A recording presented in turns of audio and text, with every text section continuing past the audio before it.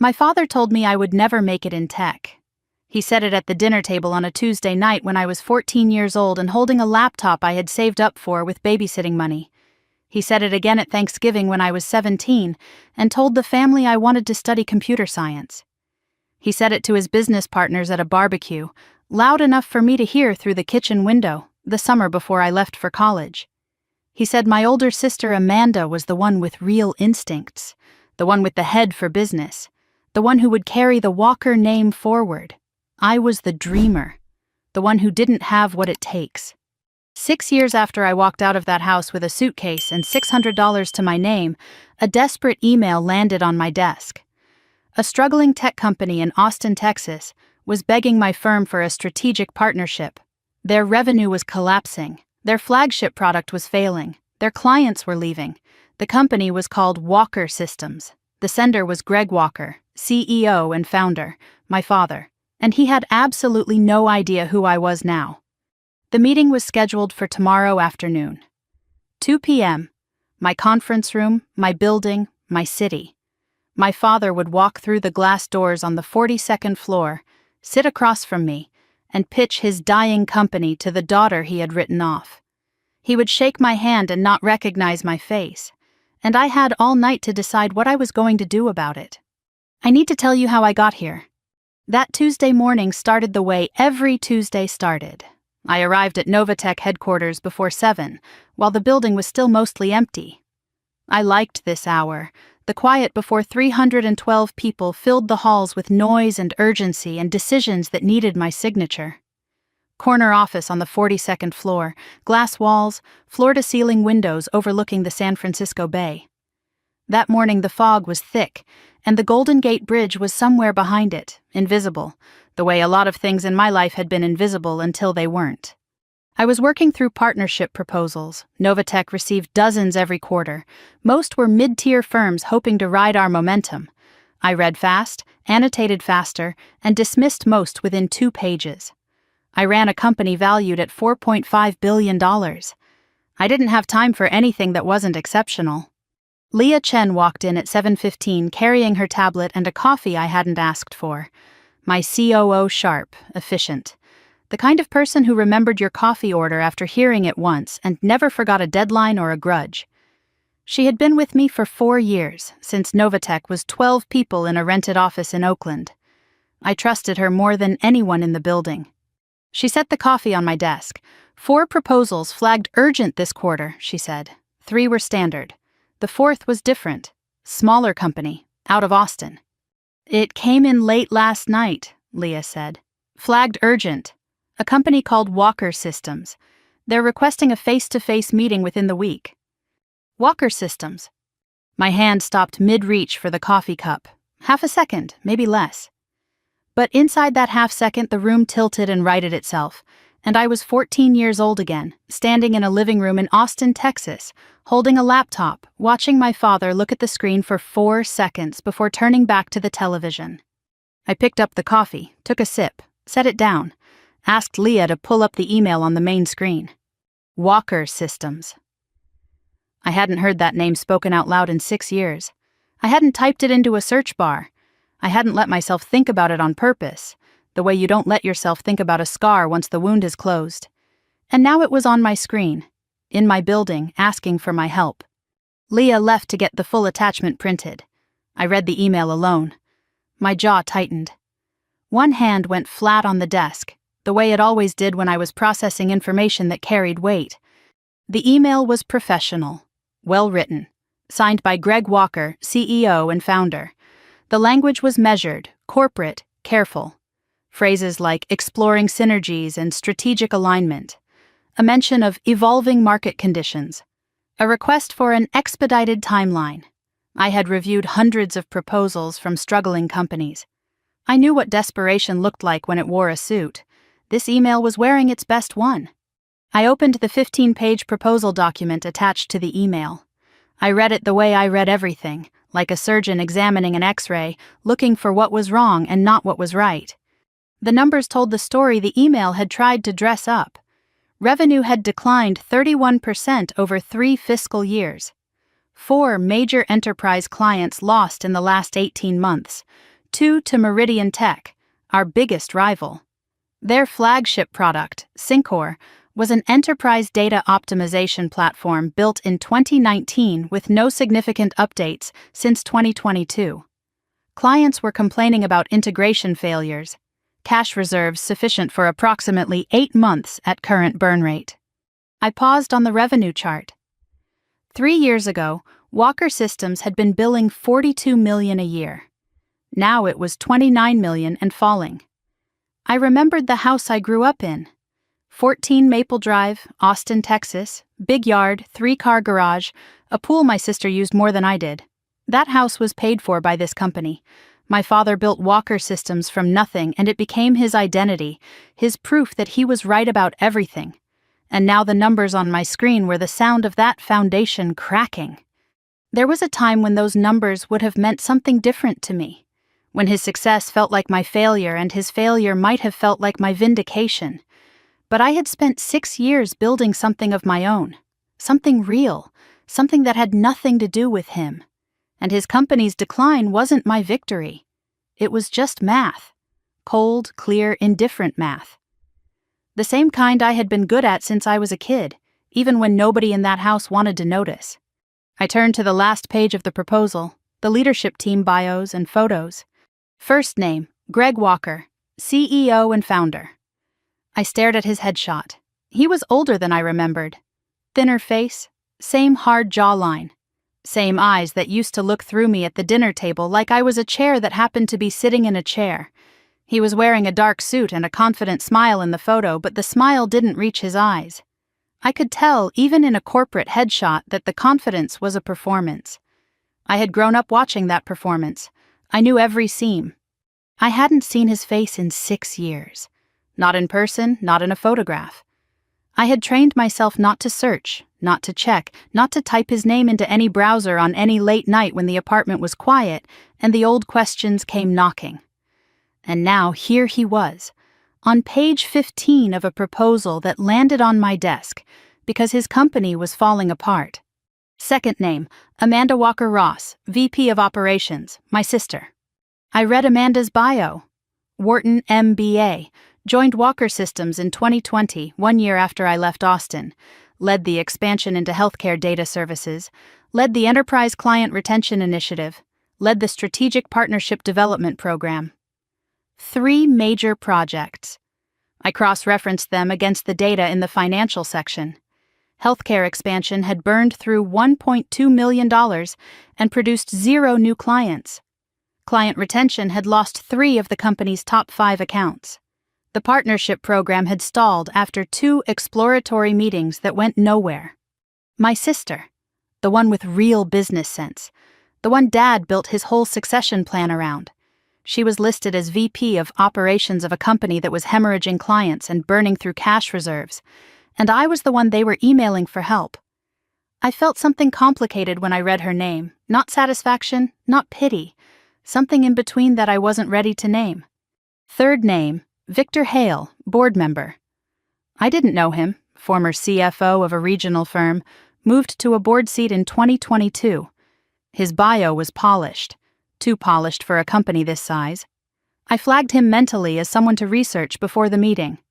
Everyone on that page was someone my father had trusted more than me.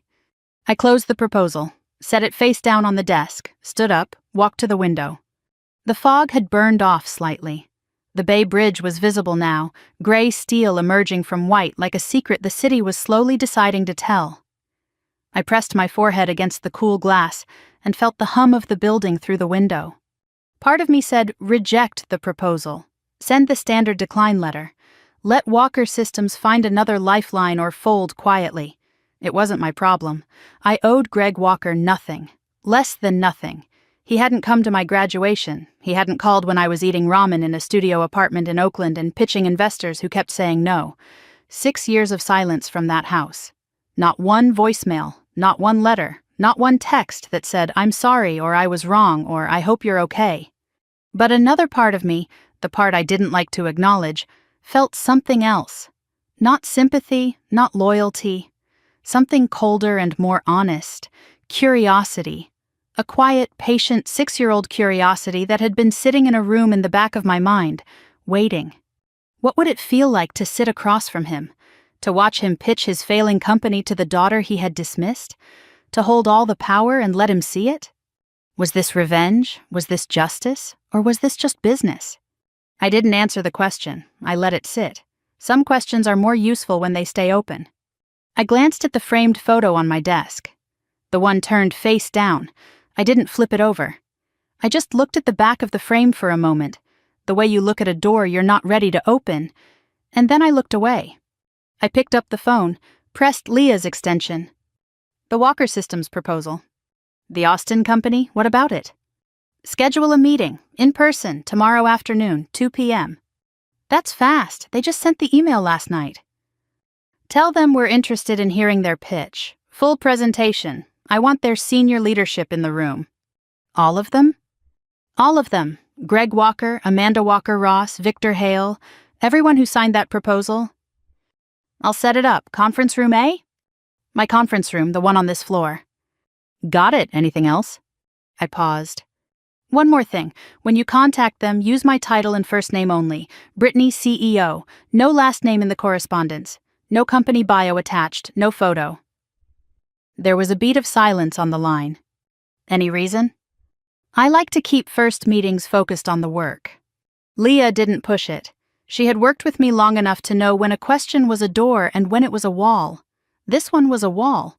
After she hung up, I sat back down, looked at the proposal one more time, looked at my father's name on the signature line, traced the G in Greg with my eyes the way I used to trace letters in workbooks when I was a child, back when I still believed that if I was good enough and smart enough and quiet enough, he would eventually see me. 6 years ago, I closed a door and didn't look back. Tomorrow I was going to open it. On my terms, in my building, from my chair. Tomorrow at 2 p.m., my father would walk through those glass doors on the 42nd floor. He would shake my hand, look me in the eye, and pitch his dying company to the daughter he had told the world would never amount to anything. He would bring my sister, the one he had chosen over me. He would bring his board member, the one he had trusted instead of me. And he would sit across the table from a woman he didn't recognize, in a company he couldn't have imagined, and ask for help he didn't deserve. He had no idea who would be sitting across from him. But I did. And I had all night to decide what kind of woman I wanted to be when he found out. I was still sitting at my desk, staring at my father's name on the proposal, when the memories started. Not the big ones. Not the screaming. Not the door I closed at 2 a.m. 6 years ago. The small ones. The ones that cut deeper because nobody noticed them happening. The ones that accumulated like water damage inside a wall, invisible from the outside, rotting the structure from within. To understand what happened in that conference room the next day, you need to understand where it started. Not with a fight, not with a betrayal. It started with a 14-year-old girl and a laptop in a living room, and a father who couldn't be bothered to look. The summer I turned 14, I taught myself to code. Not because anyone told me to. I found an old Python tutorial on YouTube one afternoon in June, and something clicked. The logic of it.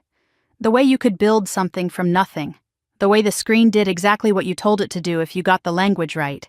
The code didn't care who your sister was or what your father thought.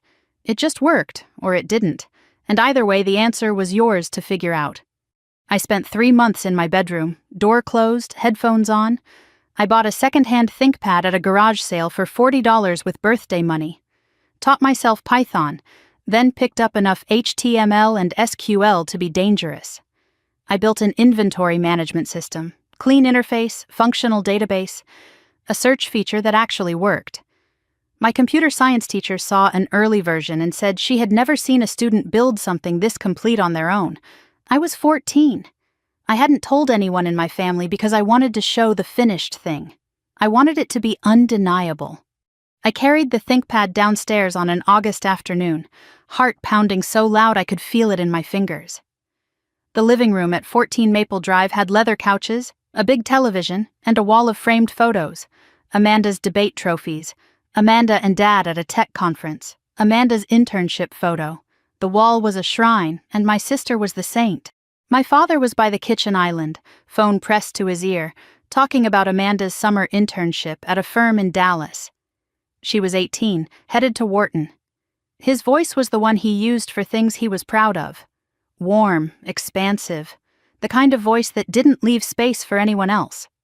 I waited by the couch, laptop open, screen facing out. He glanced over, held up one finger. 1 second. The call went on for 3 more minutes. My arms started to ache. Finally, he covered the phone. "What's up, Britt?" I turned the screen toward him. "I built something. Can I show you?" He looked at the screen for about 4 seconds. Didn't step closer, didn't touch the laptop, didn't ask what it did or what language I used or how long it took.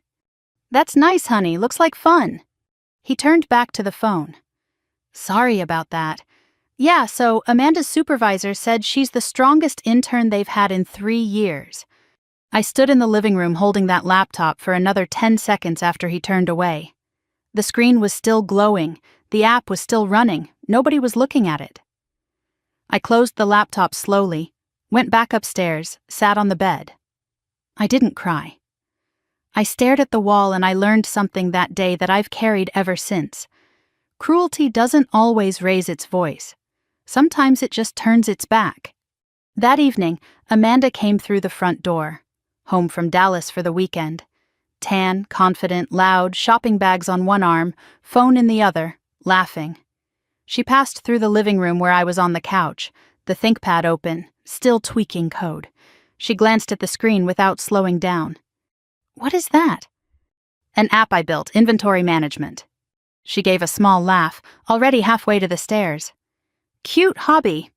2 words, not hostile, not mean exactly, just dismissive in the effortless way that only someone who has never had to prove themselves can be.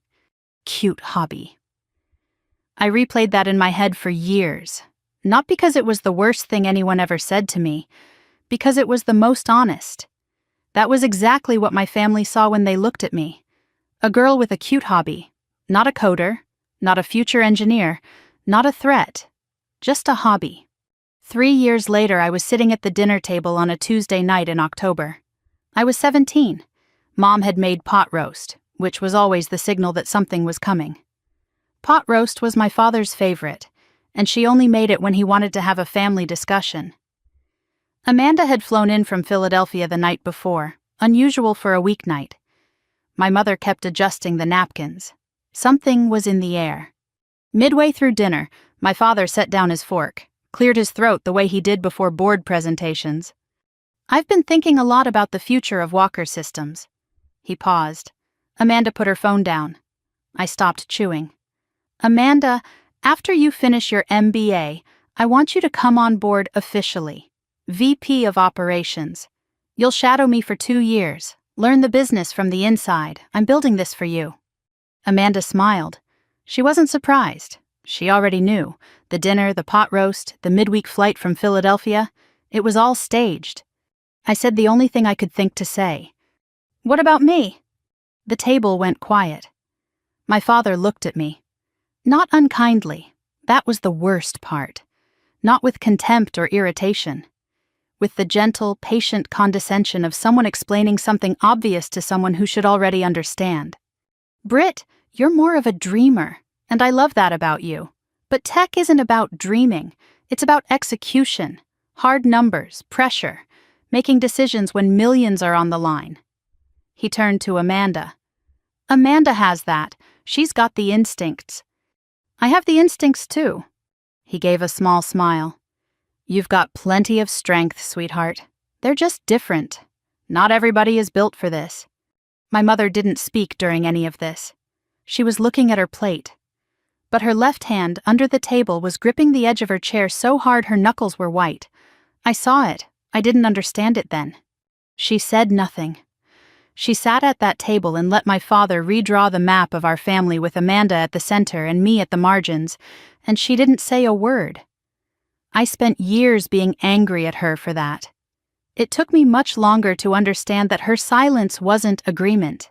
It was survival. After dinner, I helped Mom clear the table. Amanda and Dad moved to the living room, already talking about Wharton contacts and board introductions. I washed dishes. Mom dried. We didn't speak for a long time. Then, very quietly, "Your app, the inventory one, I saw it on your laptop." "You did?" "It was impressive, Brittany. I want you to know that." I didn't know what to do with that. My mother had never said anything like it before. It felt like a secret being shared in code. "Don't stop building things." Then she set the dish towel down and walked into the living room where my father and Amanda were talking about the future of Walker Systems, the future that didn't include me. The next year was Thanksgiving. I was 18. The dining room expanded with a folding table for 12. Extended family, my father's business partner, Tom Feldman, and his wife, a couple of family friends. Noise everywhere. Football on television, overlapping conversations, kids in the yard.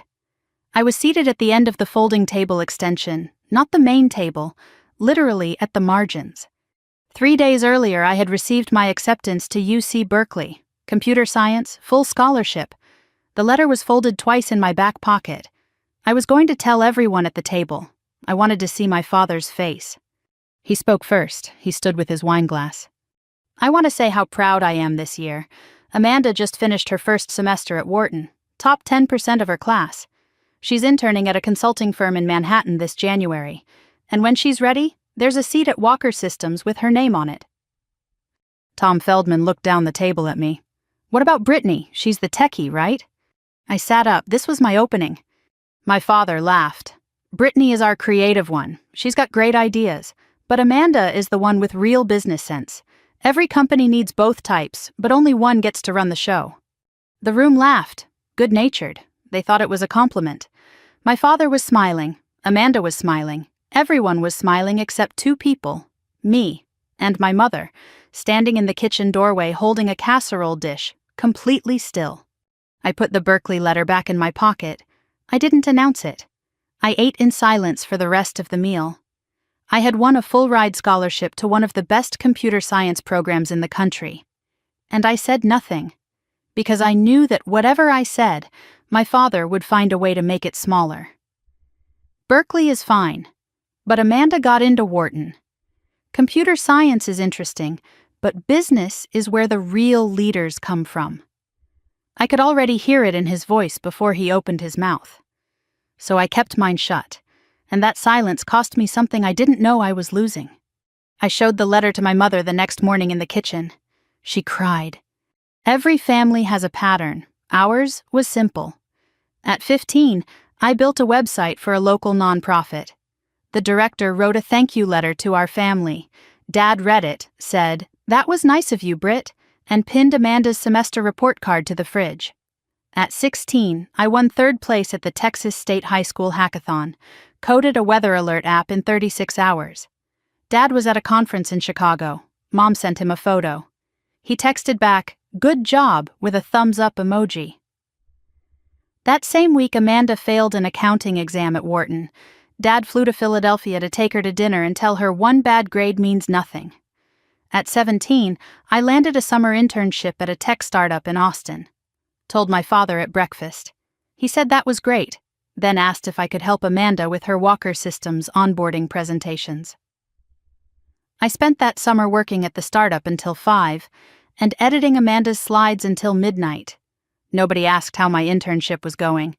At 18, I called to tell my father about Berkeley. His response, "Berkeley, that's solid. Good school." Amanda got into Wharton, of course, but Berkeley has a good engineering program. Practical. Practical. Not "I'm proud of you." Not "you earned this." Just practical. As if the best thing about my achievement was that it was useful enough not to embarrass him. Amanda was the future. I was the footnote. And the worst part wasn't that my father believed it. The worst part was that, for a very long time, I believed it too. I left for Berkeley in August of 2015. I didn't ask my father to help me move. Mom drove me. We listened to the radio and didn't talk about Greg or Amanda for the entire 6-hour drive. When she dropped me off at the dorm, she held my face in both hands and said, "Show them what you can do." I threw myself into Berkeley. Dean's List every semester. 3 internships, 1 at a cybersecurity firm, 1 at a data analytics startup, 1 at a Fortune 500 company's research division. I published a paper on enterprise data architecture as a junior. My senior capstone project, an enterprise data optimization platform, was described by my thesis advisor, Professor Langston, as the most original work he had seen from an undergraduate in a decade. I graduated cum laude in June of 2019. 4 years of relentless work. 4 years of proving to myself, not my father, to myself, that I belonged in every room they said I didn't. And on the day I walked across that stage, the one person I still foolishly wanted to impress didn't bother showing up. He was in Austin, pitching a new project. Amanda's project. He didn't call until 9 that night. And when he did, he didn't ask what honors I received, what my GPA was, or what my professor said about my future. He talked about Amanda. He always talked about Amanda. I told you he didn't come. But I need you to understand what that day actually felt like. Because a fact and a feeling are two different things, and it was the feeling that broke me. Saturday, June 15th, 2019, graduation day. UC Berkeley's Greek Theater, the stone amphitheater carved into the hillside, thousands of seats rising in semicircles. California June sun, cloudless, warm, a light breeze carrying eucalyptus from the hills, the low roar of families, laughter, phones ringing, and pomp and circumstance playing through the sound system. That song you've heard 1,000 times, but still makes your throat tight when it's for you. I was in the processional line with 300 other computer science graduates. The girl next to me was excited. Family flew in from Michigan, 8 people. I smiled and said that was great. I had checked my phone 14 times since 7 that morning. No messages from my father. I had texted him the night before with the logistics. Ceremony starts at 10, Greek Theater, Section C. He replied with a thumbs up emoji. No, I'll be there. Just a thumb. I told myself that morning it didn't matter if he came. I had a degree, honors, 3 internship offers, and a capstone project my professor called exceptional. I didn't need him in that audience. I told myself that. I didn't believe it. The processional began. As I entered the amphitheater, I did what every graduate does. I scanned the crowd, thousands of faces, a blur of color and movement. I looked for row 5. 2 seats I had reserved weeks ago, one for Mom, one for Dad. I found Mom. Aisle seat. She was wearing a blue dress, the same one she wore to my high school graduation. She was holding her phone in one hand and a small handmade sign in the other. Block letters, hand-drawn star. That's my daughter. The seat next to her was empty. My eyes stayed on that chair for 3 full seconds as I walked. Somebody bumped me from behind. Keep moving. I turned forward, one empty chair in a sea of 8,000 people. That's all it was. And I felt it like a hole in the middle of my chest. I adjusted my cap. I kept walking. The ceremony went on. Dean's speech, faculty addresses. I half listened. I was watching Mom. She was filming on her phone, smiling, but her eyes kept drifting to the empty seat. Once she placed her purse on the chair, then took it off, as if catching herself saving a spot for someone who wasn't coming. My row was called. The announcer read my name, Brittany Ann Walker, Bachelor of Science, Computer Science, cum laude. I crossed the stage. The applause was general, not the roaring cheer some graduates got from their families. I heard Mom's voice thin and far away, shouting something I couldn't make out. Professor Langston was standing at the end of the stage, handing out diplomas. When I reached him, he shook my hand firmly and leaned close, over the microphone noise. You're going to change the industry, Brittany. I mean that. Don't let anyone tell you otherwise. I thanked him, held the diploma in both hands, looked out at the audience one more time. Mom was standing, clapping, tears running down her face. The sign was pressed against her chest. The empty chair was still empty. Professor Langston said I was going to change the industry. My mother made a sign with a hand-drawn star. And my father was in Austin, pitching a project to investors. Amanda's project. Not even his own. He had chosen for the final time to be somewhere else. And I felt something I hadn't felt before. Not sadness, not anger. Something quieter and more permanent. I felt done. I walked off the stage holding my diploma. I did not look at the empty chair again. After the ceremony, Mom found me on the plaza. She pushed through the crowd and wrapped both arms around me, her face pressed into my shoulder. She was shaking, crying hard. I could feel the sobs through the polyester gown. She smelled like the perfume she'd worn since I was a child, something floral and slightly powdery, comforting in a way that had everything to do with memory. She pulled back, held my face in both hands. "I am so proud of you. You have no idea how proud I am." "Thanks, Mom." Her voice cracked. "I'm sorry he's not here. I asked him. I told him. It's okay. It's not okay."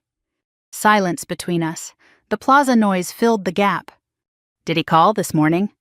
She didn't answer right away, looked down, adjusted the sign under her arm. "He said the investor meeting couldn't be moved. He said Amanda's presentation was today, and he needed to be there in person." I nodded slowly. Amanda's presentation, on my graduation day, he chose. She didn't say he sends his congratulations. She didn't say he feels terrible. And I noticed what she didn't say. She didn't defend him. First time in 22 years my mother didn't make an excuse for my father. Somehow that hurt more. Because if even she had stopped pretending, then it was really as bad as I thought. She asked a stranger to take a photo, me in my cap and gown, Mom in the blue dress, the sign held between us. We both smiled, real smiles but with a crack running through them that only we could see. That was the only photo from that day.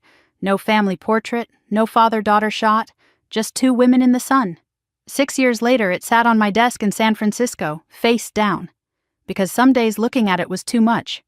That evening, I was back in Austin, sitting on the bed in my childhood bedroom, smaller than I remembered. Single bed, desk I used to code at, the old ThinkPad still on the shelf. Dusty, dark, door closed, only the glow from my phone. Downstairs, the television was on, my father's voice carrying through the floor. He had greeted me at the door with a one-arm hug. "Congratulations, kiddo." Then he went back to the living room. No questions about the ceremony, no asking to see the diploma. I sat on the bed and waited, maybe for him to come upstairs, to knock, to sit on the edge of the bed and say, "Tell me about today." 2 hours. He didn't come. At 9:14 my phone rang. He was calling from downstairs. He could have walked up the stairs and opened my door. He called from the couch. "Hey, Britt, how was the ceremony?" "It was good." "Good. Sorry I couldn't make it. The Meridian meeting was locked in for months and Amanda really needed me there for the pitch." "I understand. But listen, it went great. Amanda knocked it out of the park. Meridian Group is seriously interested. This could be a game changer for Walker Systems." I said nothing.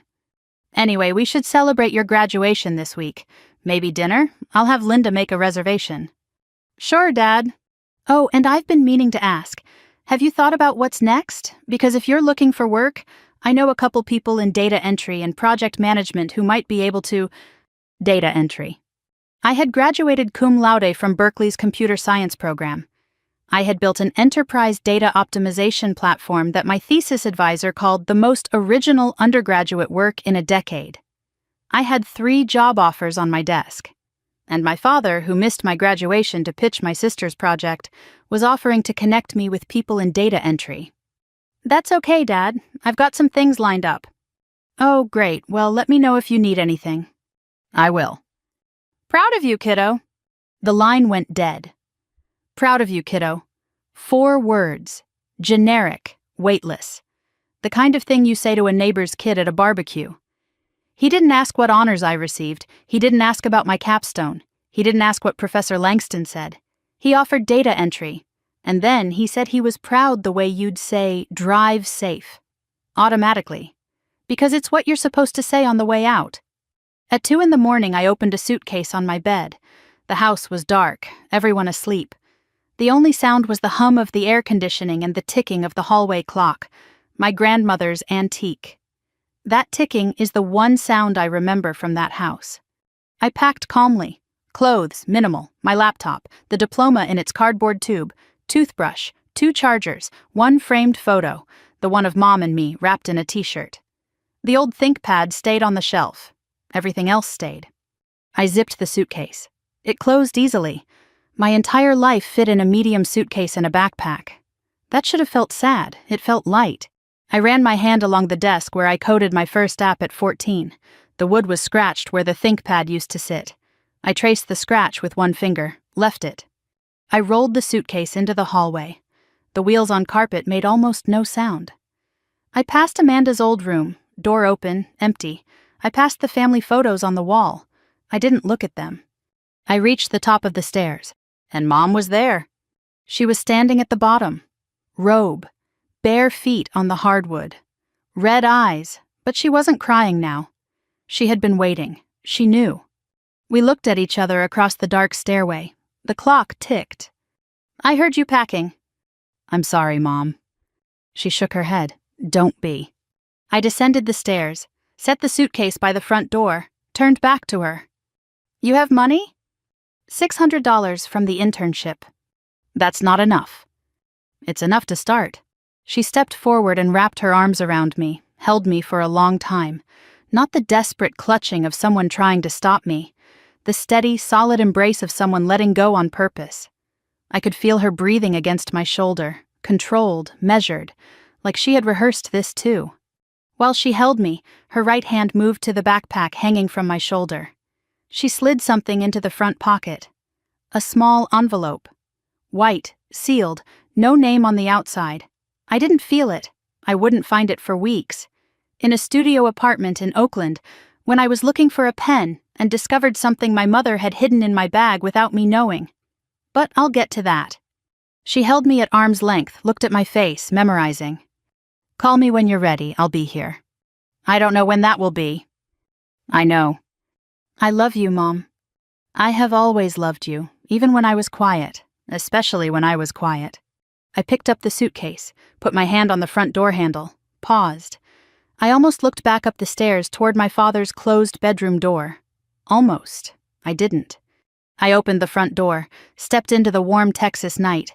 June air, thick and humid, crickets, a distant car alarm. The streetlight at the end of the driveway threw a yellow cone of light across the concrete. I pulled the door closed behind me, gently, the way you close something you know you'll never open again. I walked down the driveway with my suitcase and my backpack and $600. I didn't have a car, I didn't have an apartment, I didn't have a plan beyond getting to the Greyhound station on Congress Avenue and buying a ticket to the first city that felt far enough away. I was 22 years old. I had a degree from Berkeley, honors my father hadn't asked about, and a capstone project nobody in my family had ever seen. I had a mother who loved me and a father who didn't know how, and I had a decision. Spend the rest of my life waiting for a man to see me, or go build something so big he couldn't look away. I chose building. Oakland, California. That's where the bus took me. $600. A suitcase. A backpack with an envelope I didn't know about yet. And the kind of anger that doesn't scream. It plans. I didn't speak to my father again for 6 years. He didn't call, he didn't write, he didn't look, and by the time he finally needed me, he wouldn't recognize the woman I'd become. None of them would. Oakland, California, July 2019, 3 weeks after walking out of my father's house. I found a studio apartment on Craigslist, 400 square feet on MacArthur Boulevard. First month plus deposit ate $340 of my $600. A mattress on the floor, a folding table from Goodwill that doubled as my desk, one overhead bulb with no lampshade, my suitcase open against the wall because I didn't own a dresser.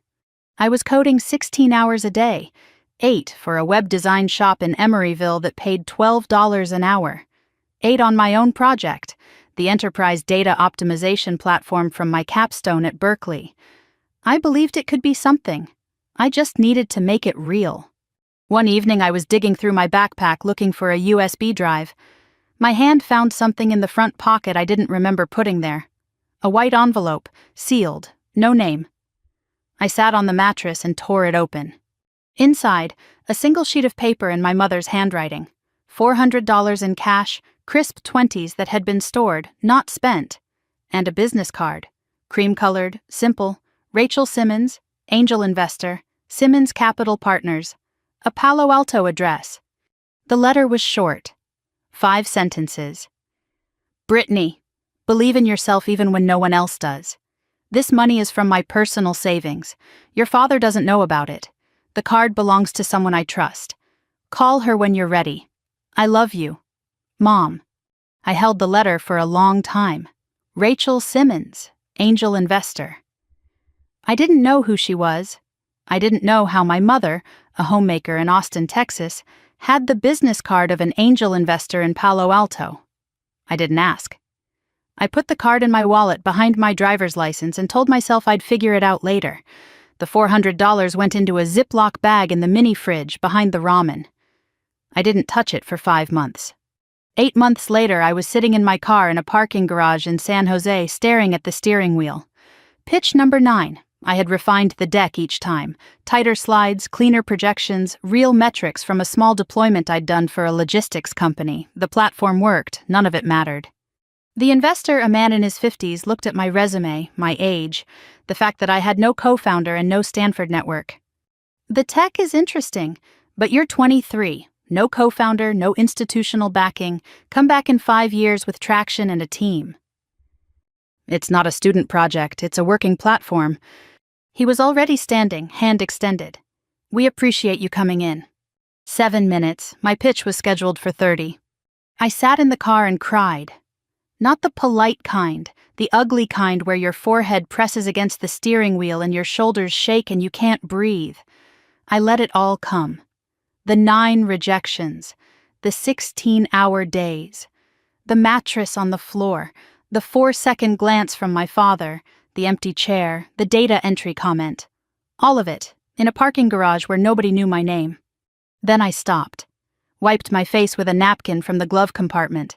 Mascara ruined, eyes swollen. I didn't care. I reached into my wallet, pulled out the business card. Cream-colored, Rachel Simmons, angel investor. 9 people had told me no. 9 people had looked at my work and decided it wasn't enough. But there was one number I hadn't called. One person I'd been saving, the way you save the last match in a box, because if this one doesn't light, there's nothing left. 3 rings, a woman's voice, warm and direct. Rachel Simmons. Ms. Simmons, my name is Brittany. I'm a software engineer with an enterprise data platform, and I was wondering if you'd be willing to hear a 10-minute pitch. How did you get this number? Someone who trusts you gave it to me. A longer pause. Are you in the Bay Area? San Jose, right now. Can you be in Palo Alto tomorrow morning, 8 a.m.? There's a coffee shop called Verve on University Avenue. I'll be there. I hung up, sat in the car, heart pounding. Something opening inside me that was sharper than hope. The feeling of a door cracking 1 inch when every other door has been slammed. Verve Coffee Roasters, University Avenue, Palo Alto. 8 in the morning. I had arrived 40 minutes early. Corner table, laptop open, deck loaded, hands wrapped around a $4 drip coffee I was making last. Rachel Simmons arrived at exactly 8. Early 60s, silver hair cut short, charcoal blazer over a white tee, reading glasses on a chain around her neck. She moved through the room like someone completely comfortable in every space she entered. Firm handshake, eye contact that didn't waver. She sat, didn't order coffee. You've got 10 minutes, go. I pitched. 9 rejections had burned the fear away. What was left was clarity. The platform, enterprise data optimization, connecting fragmented systems, reducing redundancy, cutting costs by 22% in pilot tests, the prototype, the testimonial, the projections. 8 minutes, laptop closed. Rachel hadn't moved. Now she stared at me. Long silence, the kind that makes you hear your own heartbeat. How old are you? 23. And you built this alone? Yes, ma'am. From scratch? From a capstone project I developed at Berkeley. I've been rebuilding it for commercial deployment since last July. She opened her leather notebook, wrote something, closed it. I've been waiting for someone like you. I froze. Not because she said yes. She hadn't yet. Because of the phrasing. I've been waiting, as if she already knew I was coming. Her eyes stayed on mine a beat too long, like she wasn't hearing a pitch, but confirming something she already suspected. I thought it was just a figure of speech. It would be years before I understood what she really meant. She wrote a check right there at the table. tore it off, slid it across. I won't say the number. It was more than enough to incorporate, lease a small office, hire 2 engineers, and build the first commercial version. I have one condition. What? You don't use your last name in the company. Build it clean, no family connections, no shortcuts. I want to see what you can do with nothing but the work. I stared at her. I hadn't used the Walker name since Oakland, but the fact that she said it specifically, as a condition. I didn't question it then. Looking back, I realized she knew exactly whose daughter I was. She knew, and she was protecting me from it. Deal. We shook hands. Novatech Industries was born. 2.5 years later, September 2022, Novatech's first real office, a converted warehouse in Soma, San Francisco, exposed pipes, concrete floors, 12 employees, the Novatech logo on the wall, a clean N in steel gray and electric blue. It was the first thing I put up when we moved in. 27 months after Rachel's check, we landed our first Fortune 500 client, a global shipping company overhauling its data infrastructure across 11 countries. They evaluated 4 vendors. We were the smallest. We won. $3.8 million over 2 years. The contract that turned a startup into a company. It was 9 at night. The team had celebrated and gone home. Just me and Leah Chen, my head of operations, the woman who would become my COO. She was at her desk, still typing. I was standing in the hallway looking at the logo on the wall. You're still here? I'm looking at the logo. She turned and looked at it too. It's a good logo. 3 years ago, I was eating ramen in a studio apartment in Oakland, coding on a folding table. My father told me I didn't have what it takes for tech. Quiet beat. You've never mentioned your father before. I know. Leah was the closest thing I had to a partner. She had been with me since the seed round. She knew my coffee order, my work habits, my insomnia patterns. She did not know my last name was Walker. She did not know my father ran a tech company in Austin. She did not know I had a sister who had been handed everything I'd had to build from scratch. I had erased my family from my biography so completely that even the person who sat across from me 12 hours a day had no idea who I used to be. I stood in front of the logo, almost cried, felt it rising behind my eyes, the pressure of 3 years of work and silence and loneliness. But I held it. I had taught myself to hold it. Crying was for parking garages when nobody was watching. This was my office, my company, something new. I nodded at the logo, turned off the light, walked out. November 2024, Novatech headquarters. Not a converted warehouse anymore. A glass tower in the financial district. 42nd floor. 312 employees across 4 offices. The kind of building where the elevator requires a key card and the lobby has a waterfall wall. On my desk, Leah had left a printed TechCrunch article and a Forbes magazine with post-it notes. The headline, Novatech Industries hits $4.5 billion valuation after Series D. Forbes 30 under 30, technology category. My photo, professional, unsmiling, shot in my office with the Bay Bridge behind me. I read my own bio. Founder and CEO, Novatech Industries, UC Berkeley, computer science, former independent software engineer. No mention of family, no mention of Austin, no mention of Walker. The article called me self-made. I liked that word, self-made. As if I'd assembled myself in a lab, which, in a way, I had. I had taken the parts my father said were defective, the dreaming, the coding, the stubborn belief that I could build something, and I'd welded them into a company worth more than Walker Systems had ever been at its peak. I opened my laptop. For the first time in years, I searched Walker Systems, Austin, Texas. A brief article from the Austin Business Journal, 8 months old. Walker Systems reports 3rd consecutive year of revenue decline. Below it, a quote from Greg Walker. We remain confident in our strategic direction and the strength of our leadership team. 2 companies, 2 trajectories. 1 built by the daughter he believed in. 1 built by the daughter he didn't. He still didn't know. The tech world is vast enough that a CEO in San Francisco and a CEO in Austin can exist in entirely different orbits.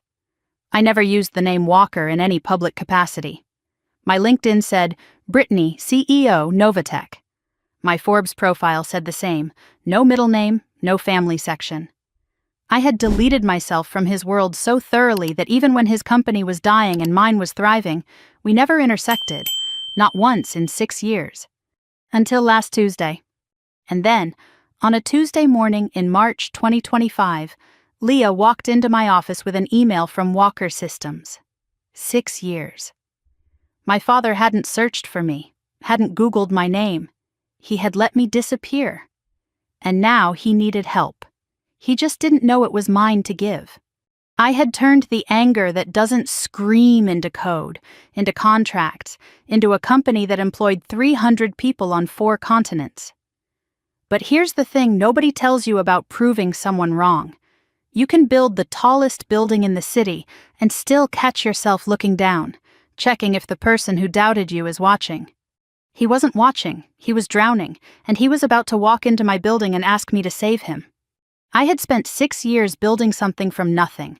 No family name, no shortcuts, no safety net, no phone calls on my birthday from Austin, no Thanksgiving invitations, no how are you, Brittany?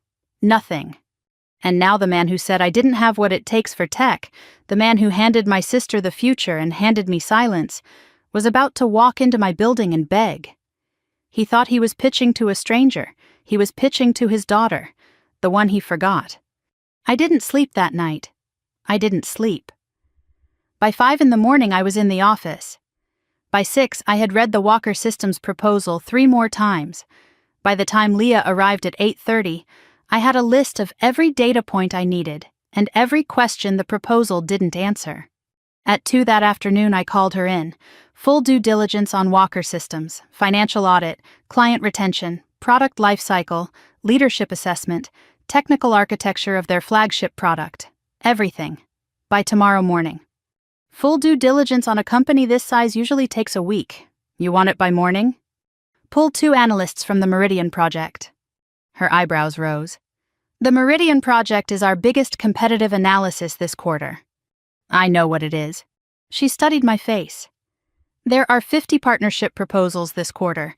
Most are bigger than Walker Systems. Why is this one priority? I met her eyes, didn't blink. Call it instinct. She held the look for 2 seconds, the way she does when she knows I'm not telling her something but has decided not to push. Then she nodded, picked up her tablet, left. Leah could read a spreadsheet the way a cardiologist reads an EKG, catching arrhythmias other people missed. She could also read me. She knew I was lying. She knew something personal was buried in this decision. And she chose to trust me anyway. I didn't deserve that trust, not entirely. Because I was about to lead my company into a negotiation where I had the biggest conflict of interest imaginable, and I hadn't told a single person. I should have disclosed. Fiduciary duty, board responsibility, all the things I would fire someone else for hiding. I told myself I needed to see the data first. I told myself I hadn't decided anything. I told myself this was still just business. I knew I was lying. By evening, the building was mostly empty. I was working by desk lamp and screen glow, my ritual when deep in analysis. Leah's preliminary report was open, a shared document updating in real time. I watched the numbers populate like a diagnosis filling in. Walker Systems. Annual revenue peaked at $42 million in fiscal year 2021, currently $29 million, projected to drop below $25 by year-end. 4 major enterprise clients lost in 18 months. 2 to Meridian Tech. Cash reserves, $6.2 million. Monthly burn, $780,000. At that pace, roughly 8 months of runway. Headcount, 73 employees. Down from 104 at peak, 2 rounds of layoffs. Glassdoor reviews painted a company where morale had cratered. 73 people. That number kept coming back. 73 employees showing up every day to a company sinking under them. They didn't cause the decline. They didn't make the bad decisions. They just worked there. And if Walker Systems collapsed, every one of them would be looking for work in a market that wasn't kind to mid-career tech workers from a failed firm. I scrolled to leadership. Greg Walker, CEO. Founder-led, no succession plan. Management style described as top-down, resistant to outside input. Over-reliant on the founder's personal client relationships, which were aging out. Amanda Walker Ross, VP Operations. This is where I slowed down. Amanda assumed the role in 2020, the year after I left. She was tasked with 3 strategic initiatives: expand into healthcare data services, retain the top 5 enterprise clients, modernize the Syncor deployment pipeline. Healthcare expansion burned through $1.2 million in development costs, acquired 0 clients, shelved after 14 months. Client retention. Of the top 5, 3 left during Amanda's tenure. Exit interviews cited lack of technical innovation. Deployment modernization. Over budget by 60%, 11 months late. Integration bugs that directly caused 2 client departures. 3 initiatives, 3 failures, each with Amanda's name on the top line. The sister my father said had real business sense, the one he built his succession plan around. Reading this didn't feel good. It felt like reading the medical chart of a patient you knew a long time ago. You don't want them to be sick, but the numbers don't care what you want. Below Amanda's profile, Victor Hale, board member. Former CFO 2012 to 2022, then moved to a board seat, well-connected in Austin tech circles. Described as politically astute, known for aligning with whoever holds the most power within an organization. I flagged his name in my notes. Political animal.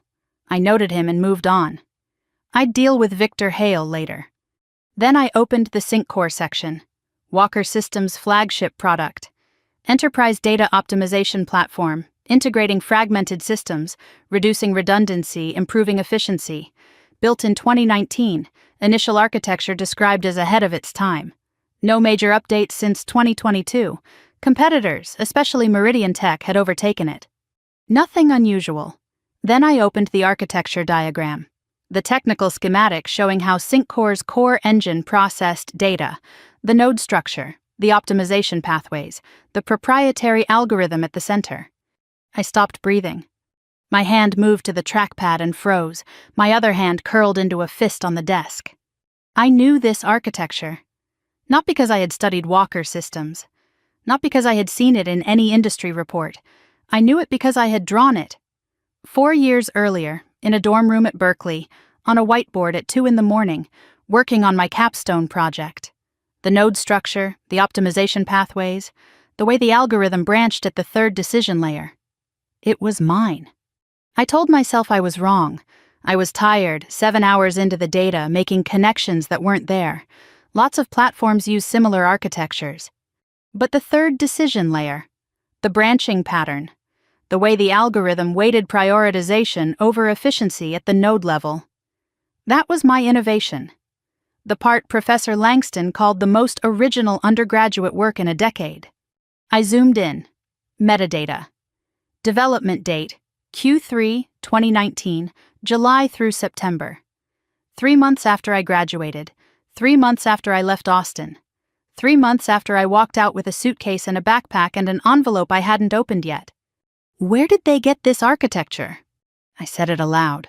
Then I called Leah 2 floors down. The Syncor technical review, the architecture diagram. Just uploaded it. What about it? Where's the source documentation, original design files? Proprietary, developed in-house 2019, no external licensing, no credited designer. Why? A long pause.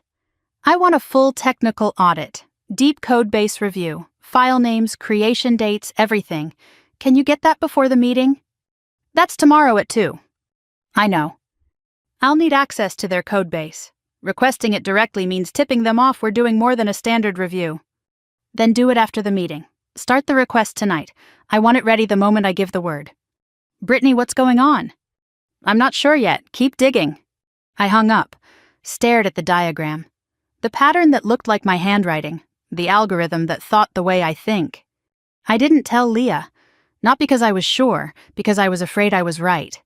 And if I was right, if my father had taken my capstone project, the one he never asked to see, and built his flagship product on it, Then everything I thought I knew about my family was worse than I imagined. I saved a screenshot, closed the laptop, sat in the dark. Wednesday morning. I stood in my apartment in front of the closet after a shower. Clean walls, minimal furniture, no family photos anywhere. A single orchid on the kitchen counter I watered every morning, my one ritual of tenderness. I chose what to wear the way every woman chooses before a meeting where she knows she'll be underestimated. Charcoal suit, dark gray, almost black. Tailored. White blouse. No jewelry except a stainless steel Tag Heuer. I bought myself the day Novatech crossed 1 billion. Hair pulled back, clean. The suit said, "I am not here to be liked. I am here to negotiate." I paused at the mirror. Met my own eyes. For a moment I saw the 14-year-old girl holding a laptop in a living room, waiting for her father to look up. Then I blinked, and the girl was gone. Novatech at 7. 7 hours before the meeting. The conference room was empty, cold from overnight air conditioning, morning light pale through the glass walls. Long table, 12 chairs, view of the bay. I sat at the head, my chair, palms flat on the cool wood, looked at the 11 empty chairs around the table. In 7 hours, my father would sit in one of them, my sister in another, Victor Hale in a third. I didn't rehearse words, I rehearsed stillness, the ability to sit across from my father and not react, not flinch, not cry. The ability to look at the man who told me I wasn't good enough and hold his gaze with the calm of someone who knows exactly what she's worth. I thought about the empty chair at my graduation. Row 5, the chair he was supposed to sit in. And now I was at the head of the table in a building that bore my company's name, and he was coming to me. I didn't design the symmetry. Life did. The morning crawled. I reviewed the due diligence report again. Took a conference call with general counsel, 45 minutes, didn't remember a word. Ate half a salad at noon, threw the rest away. 1:30. I moved to my office, stood at the window, watched the clock, 1:35, 1:40, 1:45. There is a particular kind of waiting that exists only when you know something is about to change everything. Not patience, not anticipation. The suspended second between the lightning and the thunder, when you've seen the flash but haven't heard the sound, and you're counting. 1:47, Leah's voice through the intercom. Calm, professional, with a slight edge. "Brittany, they're here. 3 people checked in at the lobby. Greg Walker, Amanda Walker-Ross, and Victor Hale. They're coming up." I didn't move from the window. Watched my own reflection in the glass. Dark-suited, motionless. "Conference room ready?" "Since this morning. Water, screen, notepads. Your chair at the head." "Give them 5 minutes to settle, then come get me." "Understood." 5 minutes. I used them, fingertips against the glass. Cool, solid, real. 3 slow breaths, in through the nose, out through the mouth. The technique a therapist taught me for moments when the past bleeds into the present. I thought about the envelope, Mom's letter, $400, the business card. Believe in yourself even when no one else does. I thought about pitch number 9, the parking garage, the tears on the steering wheel, the last match in the box. Rachel's voice in the coffee shop, "I've been waiting for someone like you." The Novatech logo on the warehouse wall, 12 employees. The architecture diagram from last night, the one that looked like my handwriting. Then I stopped thinking, because Leah was at the door. "They're ready." I turned from the window, adjusted my cuffs, one small nod. "Send them in." I walked toward the conference room, heels on polished concrete, each step deliberate. I could hear voices on the other side of the glass wall, muffled and polite, the small talk of people who don't know they're about to have the most important meeting of their lives. I put my hand on the door handle, opened it. And there he was. My father, standing at the far end of the table. Older than I remembered. Thinner. The jawline still hard, but the skin looser, the way men age when stress eats them from the inside. His hair had gone fully gray. It was still dark the last time I saw him, in the living room of 14 Maple Drive, not looking at my laptop. He was wearing a navy suit and a burgundy tie. The same tie. I recognized it, the one he wore to board meetings when I was a kid, the one he'd straighten in the hallway mirror while I watched from the stairs. The tie that meant important things were happening. He thought this was an important meeting. He had no idea how important. He looked right at me, smiled politely, the professional smile, the one for strangers, extended his hand. "Thank you for seeing us on short notice. I'm Greg Walker." He had no idea. I smelled him before I saw his face. The cologne. Same brand, same scent from 14 Maple Drive. The one that lingered in the hallway every morning after he left for work. I hadn't smelled it in 6 years, and my body recognized it before my brain did. Something tightened in my chest like a hand closing around a nerve. 3 people stood at the far end of the conference table. Greg Walker, navy suit, burgundy tie, the same tie. Thinner than I remembered, older, but projecting the confidence of a man who had been closing deals for 30 years. He extended his hand. "Thank you for seeing us on short notice. I'm Greg Walker, CEO of Walker Systems. This is Amanda Walker-Ross, our VP of Operations, and Victor Hale, Senior Board Member." I took his hand. The skin was rougher than I remembered. The grip was the same, strong, assertive, the grip that used to hold my hand crossing parking lots when I was 6. I knew the callus on his right thumb. I knew the way his fingers closed, firm, then release, then gone. I had held that hand 1,000 times before I learned it would never reach for mine first. Now it was shaking mine across a conference table, and he had no idea whose hand he was holding. "Welcome to Novatech, please have a seat." Amanda stepped forward. Cream blazer, hair blown out, the polished presentation I remembered from every family gathering. She always looked the part. Her handshake was lighter than Greg's, quicker, but as she took my hand, her eyes did something. They lingered. 1 second longer than standard. Her gaze flicked across my face, the jawline, the crease between my eyebrows that every walker has, and something in her expression shifted. A micro twitch, a flicker of almost recognition, and then it was gone. She smiled, sat down, sat. She almost saw me. For 1 second her brain tried to connect the woman in front of her to the girl she'd called a cute hobby 14 years ago. But the connection didn't fire. Amanda had never really looked at me. She saw a CEO in a charcoal suit. She didn't see her sister. The disguise wasn't my clothes or my title. The disguise was her own indifference. Victor Hale shook my hand with the over-firm grip of a man who compensates with force. Silver cufflinks, eyes that assessed the room before they assessed the people. He said nothing beyond pleasure.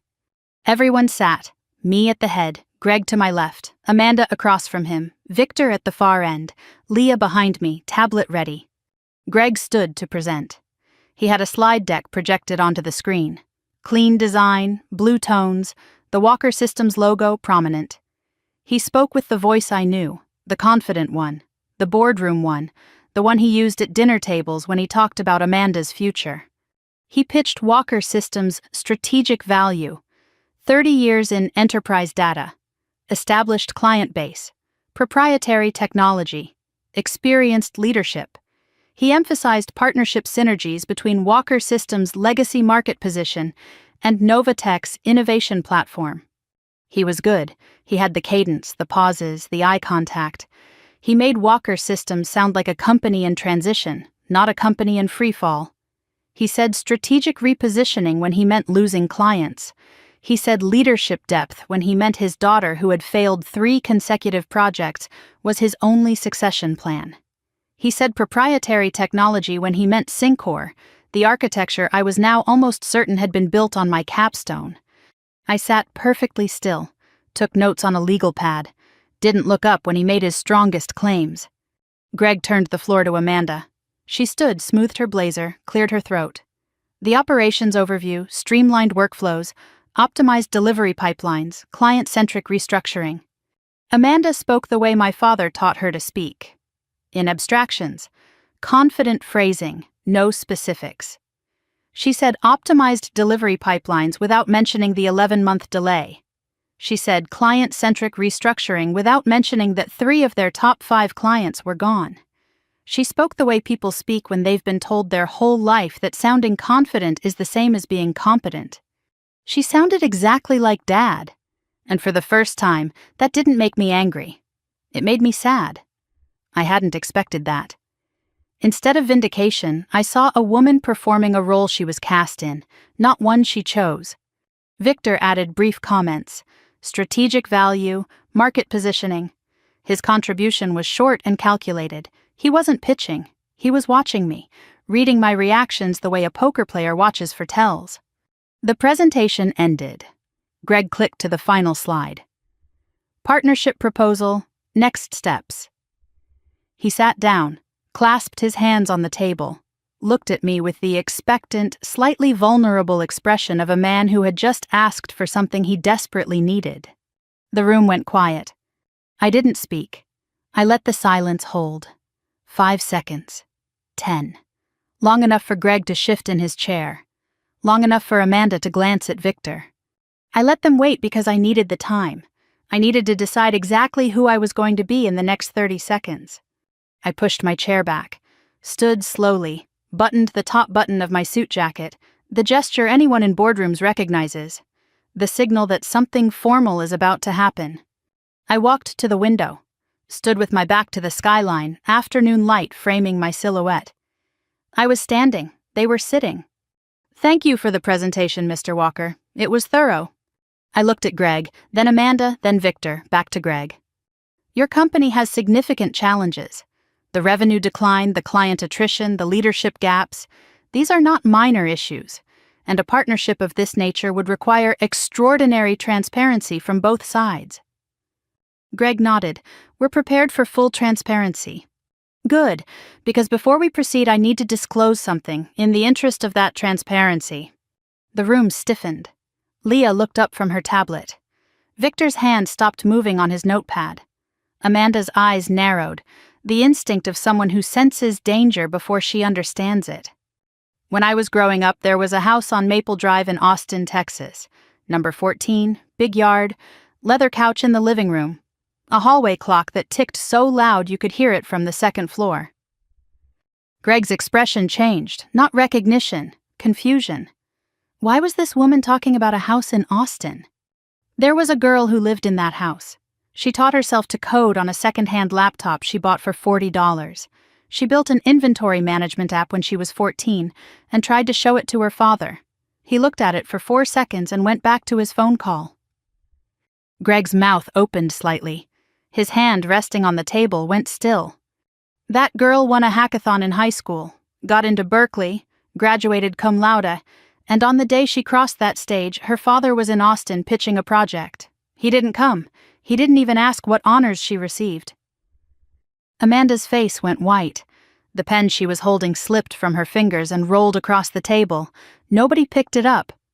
I looked directly at Greg, eye to eye, 6 years of distance compressed into 3 feet of conference room air. My full name is Brittany Ann Walker. I grew up at 14 Maple Drive, Austin, Texas. 1 beat, 2.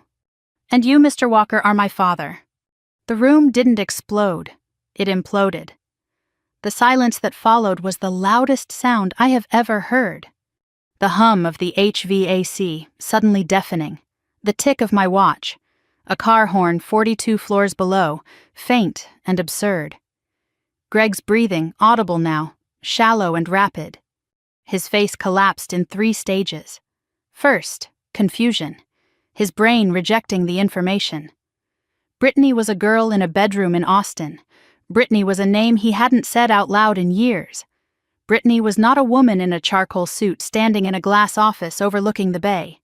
Second, recognition, the jawline, the crease between the eyebrows, the way I stood with my weight on my left foot, the same way I stood in the living room holding a laptop at 14. Third, something that looked like the ground opening under his feet. Brittany? Barely above a whisper. A pause that lasted a decade. That's not possible. And yet here I am. His hands were shaking. I saw the tremor in his fingers as they gripped the edge of the table. The same table I chose, the same chair I placed him in.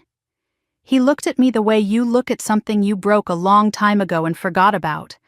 And then one day you find it whole, polished, worth more than everything else you own. And you realize the breaking was never the object's flaw. It was yours. Amanda recovered first. She always was faster at adapting. Her voice, when it came, was controlled but strained, like a wire pulled too tight. "Wait, you're telling me you're the CEO, you run this company?" "Founded it, built it, yes." A short, strange laugh, not humor, something else. "Novatech, $4.5 billion. And you're... you." There it was. You're you. 2 words that carried 32 years of assumptions. Amanda couldn't reconcile the girl she called cute hobby with the woman who built a company worth more than Walker Systems had ever been. Not because the evidence wasn't in front of her, because the category didn't exist in her mind. I was the footnote, the dreamer. I wasn't supposed to be the CEO. But underneath the shock, I caught something else in Amanda's eyes. Not awe, not admiration, something colder, calculating. The look of someone rapidly recalculating a chessboard. Not to congratulate the opponent, but to find a new angle of attack. Just a flash, gone as fast as it came. But I'd spent 6 years reading boardrooms. I knew what calculation looked like when it wore a human face. Amanda wasn't just shocked, she was threatened, and threatened people do dangerous things. Victor Hale had said nothing since the reveal. He leaned back, arms crossed, watching the scene with the detached precision of a man already figuring out which side to be on. His eyes moved between Greg, Amanda, and me, triangulating, measuring. He caught me looking at him. For 1 second our eyes met. He gave a small, almost imperceptible nod. Not respect, exactly. Acknowledgement. One power player recognizing another. Greg opened his mouth, closed it, opened it again. "Brittany, He stopped. "How long have you—" "6 years since I left." "And you built all of this?" "Yes." His voice cracked. "Why didn't you tell us? Why didn't you call?" "You know why." That line landed. Greg flinched, physically, visibly, the way you flinch when someone says out loud the thing you've been trying not to think. I didn't press. I let it sit. I wasn't here to destroy him. Not today. Today was the reveal. The reckoning would come later. "I think we should table the partnership discussion for now. My team has additional due diligence to complete. We can reconvene next week." "Brittany, please." "Ms. Chen will show you out."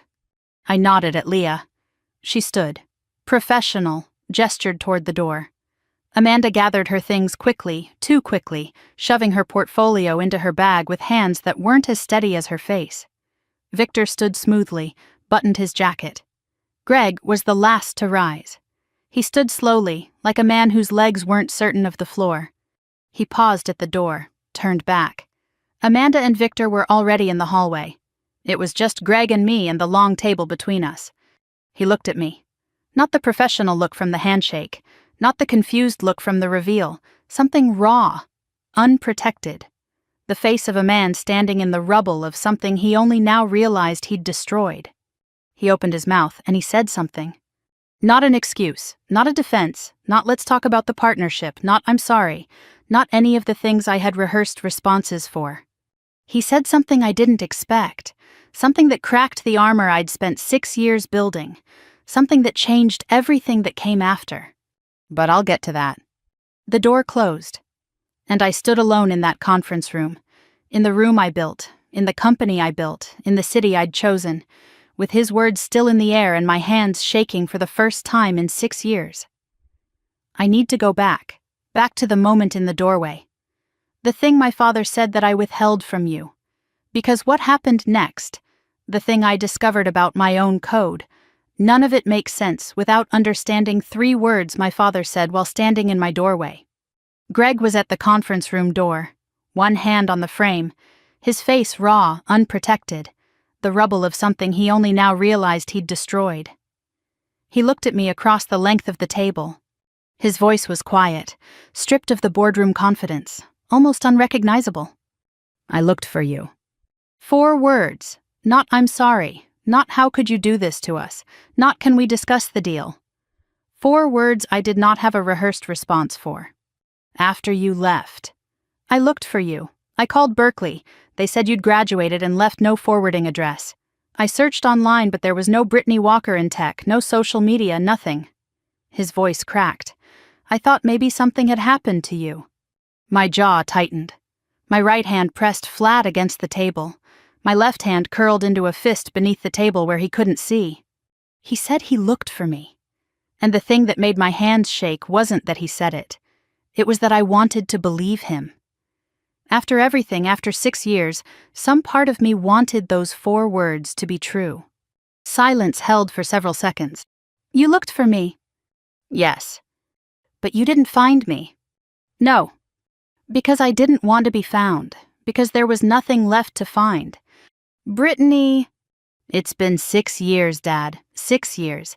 You didn't come to my graduation. You offered me data entry contacts. You spent every dinner, every holiday, every conversation telling me I wasn't the one with talent. And then I left. And you want me to believe you looked? He said nothing. His hand dropped from the doorframe. I don't know if you looked. And right now, I don't know if it matters. He tried to redirect, the survival instinct of a businessman drowning personally and professionally. Can we at least discuss the partnership, separate from this? There is no partnership, not yet. My team has additional due diligence to complete. We can talk next week. Brittany, please, Walker Systems can't wait. Then you should have thought about that before you spent 30 years telling your daughter she wasn't good enough to run a tech company. The sentence landed like a closed door. He stared at me, opened his mouth, closed it, nodded once, small, defeated, and walked out. The door clicked shut. I sat down, placed both hands flat on the table, felt the tremor in my fingers. I looked for you. 3 words I couldn't verify and couldn't dismiss. 3 words that sat in my chest like a stone, too heavy to carry, too sharp to put down. I sat in that conference room for 45 minutes after he left. Didn't check my phone, didn't call Leah. The woman who built Novatech didn't sit in dark rooms feeling things. She made decisions. She moved forward. But that woman had just watched her father's face collapse, and she needed a minute, maybe 45 of them. Then I thought about the architecture diagram, the Syncor node structure that looked like my handwriting. Before I could figure out whether my father was telling the truth about looking for me, I needed to figure out whether he'd stolen my code. I picked up my phone, called Leah. The technical audit I requested last night, the Syncor deep dive. How fast can you execute?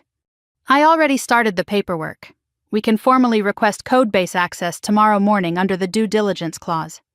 Do it first thing. I want the full source code analysis by Friday. Pause.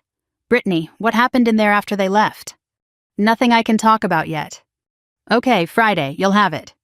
I walked to the window, put my palm against the cold glass, looked out at the city I chose, the city that let me become someone new. I had 2 questions now. Did my father look for me? And did my father steal from me? I was terrified that the answer to the first was yes, and the answer to the second was also yes. Because that would mean the man who missed me was the same man who used me. And I didn't know how to hold both of those things at the same time. Thursday. Walker Systems codebase was delivered via secure transfer that morning. 52,000 lines of code. The core architecture of Syncor, the product that had generated the majority of Walker Systems' revenue for 5 years. Leah's team began the analysis immediately. Code quality assessment, security audit, licensing verification, and at my specific request, a source file metadata review, creation dates, file names, author tags, change logs, everything. I didn't tell Leah why I wanted the metadata. I didn't need to. She'd seen the way I froze at the architecture diagram 2 nights ago. She was smart enough to know something was buried in that code. She just didn't know what. Thursday passed slowly. I attended 2 other meetings and remember nothing about either. My mind was in the server room on the 38th floor. At 4 in the afternoon, Leah texted, "Preliminary scan done. Full analysis tomorrow morning, something you should see." I walked down to Leah's floor. She was standing at her whiteboard. Her lead analyst, Priya, was at her screen, not looking at anyone. The posture of someone who had found something they didn't want to be the one to explain. Leah's face was serious. Not panicked, serious. The expression she wore when she had bad news that was also complicated. We ran the metadata scan on the core Syncor files. The original architecture, the foundation everything else is built on, was created from a single source directory. And The directory was imported into Walker Systems' development environment in August 2019. It wasn't built internally. It was brought in from an external source. What was the directory name? Leah turned her screen toward me. On the screen in plain text, the root directory name of SyncCore's core architecture. BW_thesis_modified. BW Brittany Walker. Friday morning, Leah delivered the complete technical analysis in person. Walked into my office, closed the door, set a printed report on the desk, 12 pages. The full analysis is done. I need to walk you through this. She sat, opened the report. I read along. SyncCore's core architecture was built on a foundation imported from an external directory in August 2019. The directory was labeled BW_thesis_modified. No author tag was changed. Whoever imported the code didn't bother renaming the source. The core algorithm, the optimization engine, the node structure, the third decision layer branching pattern, matches 87% of the code in my UC Berkeley capstone project, submitted June 2019. The remaining 13% consists of surface-level modifications, variable renaming, UI wrapper, deployment framework. The intellectual foundation, the architecture, the logic, the innovation is mine. Walker Systems filed no patent on SyncCore. No open-source license was referenced. No author credit exists anywhere in the codebase beyond the directory name. Leah set down the report, looked at me. BW, those are your initials. I didn't answer. Brittany, is this your code? I stared at my screen, 2 windows side by side, left SyncCore, right my capstone. The side-by-side comparison was not subtle, not coincidental, line by line, function by function, architecture by architecture identical. Yes, she exhaled slowly. How did Walker Systems get your capstone project? I didn't know. I had theories. Maybe Greg accessed my Berkeley cloud repository after I left. The family shared account I never deleted. Or maybe a copy was on the old ThinkPad I left behind in my childhood bedroom. Or maybe Professor Langston shared the project through academic channels. It didn't matter how he got it. What mattered was this. My father told me I didn't have what it takes for tech. He said I was a dreamer. And then he took the code I wrote, the code he never asked about, and he built his company's flagship product on it. SyncCore. The product that kept Walker Systems alive for 5 years. The product that was now failing because nobody there understood how to update it. Because the only person who understood the architecture was the daughter they'd thrown away. I closed the laptop. Not a slam. A slow, deliberate closing, the way I'd closed the front door at 14 Maple Drive. I placed both hands on the closed laptop, pressed down, as if holding something shut. There are different kinds of betrayal. There's the kind that screams, the affair, the lie, the stolen money. And then there's the kind that's so quiet you don't hear it until years later, when you're sitting in an office you built with your own hands, and you discover that the man who said you weren't good enough was making money off your work the entire time.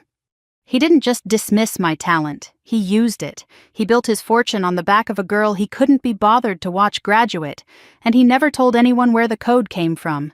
Not the board, not the clients, not Amanda, not me. I turned my chair to the window, looked out. The bay, the bridge, the city, everything I built starting from $600 and a bus ticket. I had left that house with nothing, and now I knew he had kept the one thing I'd left behind that was worth something. Not a family photo, not a letter, my code, my work, my mind. Leah, still in the room, asked quietly, "What do you want to do?" I don't know. First time in 6 years I'd said those words. I'd always known. I'd always had a plan. In the parking garage, I had Rachel's card. In the conference room, I had the reveal. But here, I didn't know. Because the betrayal was too deep for strategy. It required something I hadn't allowed myself in 6 years. Grief. If we go public with this, Walker Systems doesn't just lose the partnership. They face IP theft litigation. The company is done, immediately. 73 people. 73 people who don't know their jobs are funded by stolen code. I know. Leah left. I sat alone. The city outside was bright and indifferent. He didn't just overlook me. He stole from me.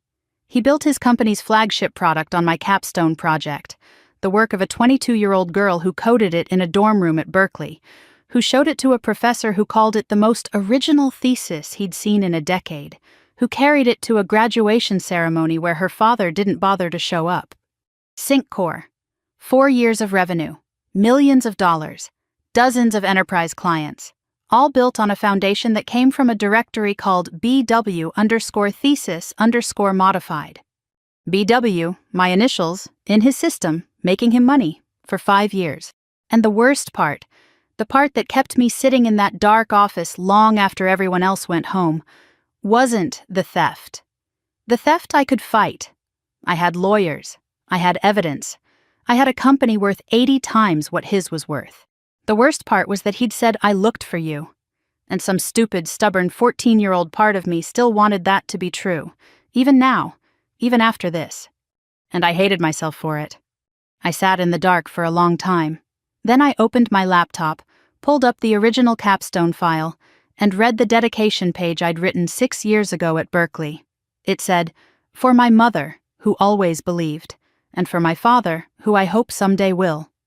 I closed the laptop again. Someday hadn't come, and now I wasn't sure it ever would. Monday morning. The weekend had passed. I ran 6 miles Saturday, worked 12 hours Saturday afternoon, ran another 6 Sunday, and spent Sunday night staring at the ceiling the same way I stared at the ceiling in Oakland the night before everything began. I sat at my desk with a legal pad divided into 3 columns: stolen code options, partnership options, family options. None had answers. Leah walked in at 8:15 carrying 2 coffees. Her tell. When Leah brings coffee she didn't ask for, it means she has something to say. She sat across from me, didn't open her tablet, just eye contact. "We need to talk, not about the code, not about the deal, about you." "You told me to call it instinct. When I asked why Walker Systems was priority, you lied to me." "I know. Greg Walker is your father. Amanda is your sister. The code in SyncCore is yours. And you didn't tell me any of this before we started due diligence." "What do you want me to say, Leah?" "I want you to say why. We've worked together for 4 years. I've had your back through every crisis, every board fight, every late night. And you didn't trust me with this." This was the first time anyone had called me out on my secrecy, not as a professional failure, as a personal betrayal. Leah wasn't angry about the conflict of interest. She was hurt about the lie. Because the moment I told you, it would become real, and I wasn't ready for it to be real. She nodded slowly. Understood. Not agreed, but understood. This was the dynamic that made us work. Leah pushed. I resisted. And somewhere in the middle, we found the truth. She shifted to strategy mode. The code, 3 options. 1. Go public. File IP theft claim. Walker Systems collapses. 73 people lose jobs. Your father faces criminal charges. No. 2. Bury it. Proceed as if we don't know. Dishonest. Puts Novatech at legal risk. 3. Hold the evidence. Don't go public. Don't bury it. Keep it as an asset we play only if we need to on our terms. This was why I trusted her. Leah mapped the terrain and let me navigate. 3. For now. For now. But Brittany, the board is going to ask questions soon, and I can't protect you from questions I don't have answers to. Amanda called Monday afternoon. She wanted dinner, just the 2 of us. No lawyers, no spreadsheets. Her tone was warm, sisterly, a tone I couldn't remember Amanda ever using with me. Amanda had never in my life asked me to dinner.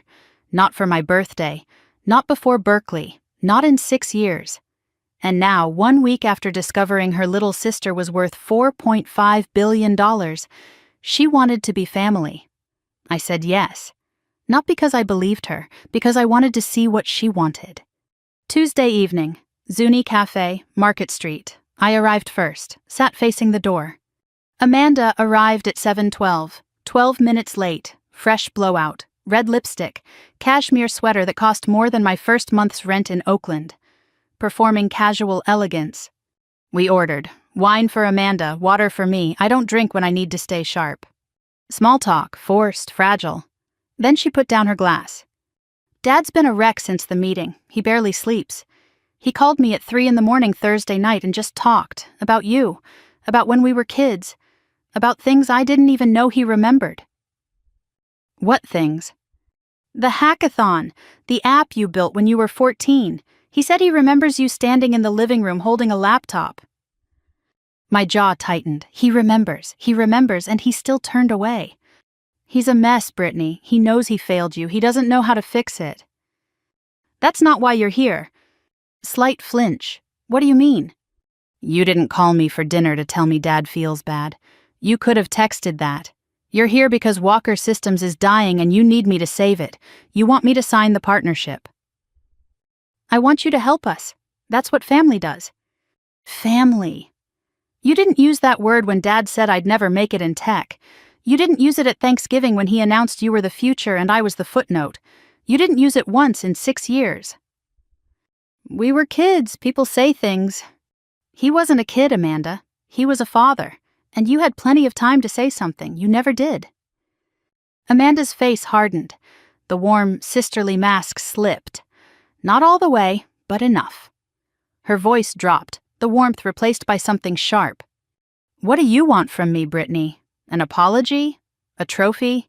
You want me to say you were right and everyone else was wrong? Fine, you were right. You built a bigger company than Dad ever did. You're smarter than all of us. Congratulations. Is that enough? Can we move on now? I don't want a trophy. I want the truth about everything. Amanda's eyes flashed. The word everything landed differently. I was probing, seeing if she knew about the code. Her reaction, a microbeat of stillness, then deflection. The truth is that Dad is 60 years old, and his company is going to die without help. The truth is that you're the only person who can fix this, and you're making it about the past instead of the future. She didn't address everything. She redirected to the business case, the way Greg would. During the rest of dinner, I noticed something. Amanda checked her phone under the table 4 times. Each time she typed a quick response, her expression tightening before resettling into the casual mask. I didn't comment, I filed it. The dinner wound down. Amanda tried once more, reaching across to touch my wrist. Just think about it, please. Not for Dad. For the people who work there. I looked at the hand on my wrist, the same hand that waved dismissively at a laptop screen 14 years ago. I'll think about it. Amanda left first. I sat for another 5 minutes thinking. Something about that dinner was wrong. Not what Amanda said. What she didn't say. She came to convince me to save Walker Systems, but she never once asked about the partnership terms. She never asked what the deal structure would look like, what Novatech would want in return, what would happen to her title or her position. A VP whose company is being acquired doesn't show up to dinner without those questions. Unless she already knows the deal won't happen. Unless she's already working on an alternative. Something about that dinner was wrong. Not what Amanda said, what she didn't say. She came to convince me to save Walker Systems, but she never once asked about the partnership terms.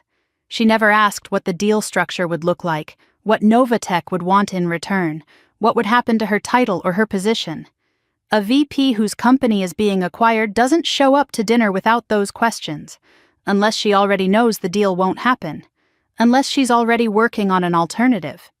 Wednesday morning, I was called into an informal check-in with 2 board members, Helen Park, lead independent director, former CFO of a Fortune 500, sharp and no-nonsense, and David Reeves, investor representative, Rachel Simmons's designee on the board.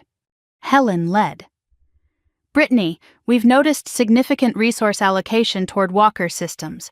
3 analysts reassigned from the Meridian Competitive Analysis. Full technical audit. In-person meeting with their entire leadership team.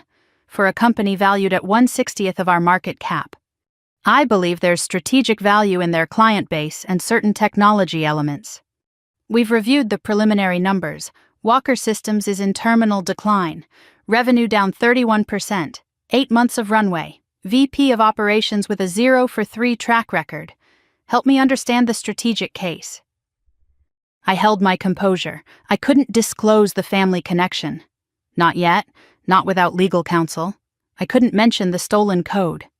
I gave a sanitized answer about enterprise data infrastructure and client transition opportunities. Helen wasn't convinced but gave me runway. David Reeves said nothing, watched with an expression I couldn't read. He worked for Rachel. Rachel knew the truth. Whether David did was a question I couldn't answer. The board was right to question me. I was doing exactly what a CEO should never do, making a business decision driven by personal emotion. I knew it, Leah knew it, and now Helen Park was circling it like a hawk. The clock was ticking. I either needed to make a real business case for Walker Systems or walk away entirely. Wednesday evening. I was at my desk reviewing the timeline when Leah walked in. No knock, no coffee, holding her tablet with the screen dark. Her face had the expression I'd only seen twice in 4 years, the expression that means something is very wrong. I found something and you need to hear it now. She sat, showed me intercepted data from Novatech's competitive intelligence system, which monitors encrypted communication patterns between companies in our sector. Starting the day after our meeting with Walker Systems, there's been a spike in encrypted communications between someone inside Walker Systems and Meridian Tech. Meridian, our biggest competitor, the company that's already taken 2 of Walker's clients. Someone inside Walker is feeding them information about our deal discussions, pricing strategy, due diligence timeline, meeting notes. How much do they have? Enough to build a counteroffer. If Meridian approaches Walker Systems with a competing acquisition bid, they'll have enough intel to undercut anything we propose. I stared at the data. Someone inside Walker Systems was sabotaging the Novatech deal by selling information to the enemy. Can you identify the source? Not yet. The communications are VPN routed, but the metadata gives us a device signature. We'll have a match by Thursday. 3 crises, 3 fronts, the stolen code I was holding, the board questioning my judgment, and now a mole inside Walker Systems trying to kill the deal. Someone didn't want this partnership to happen. Someone inside my father's own company was feeding our strategy to our biggest competitor.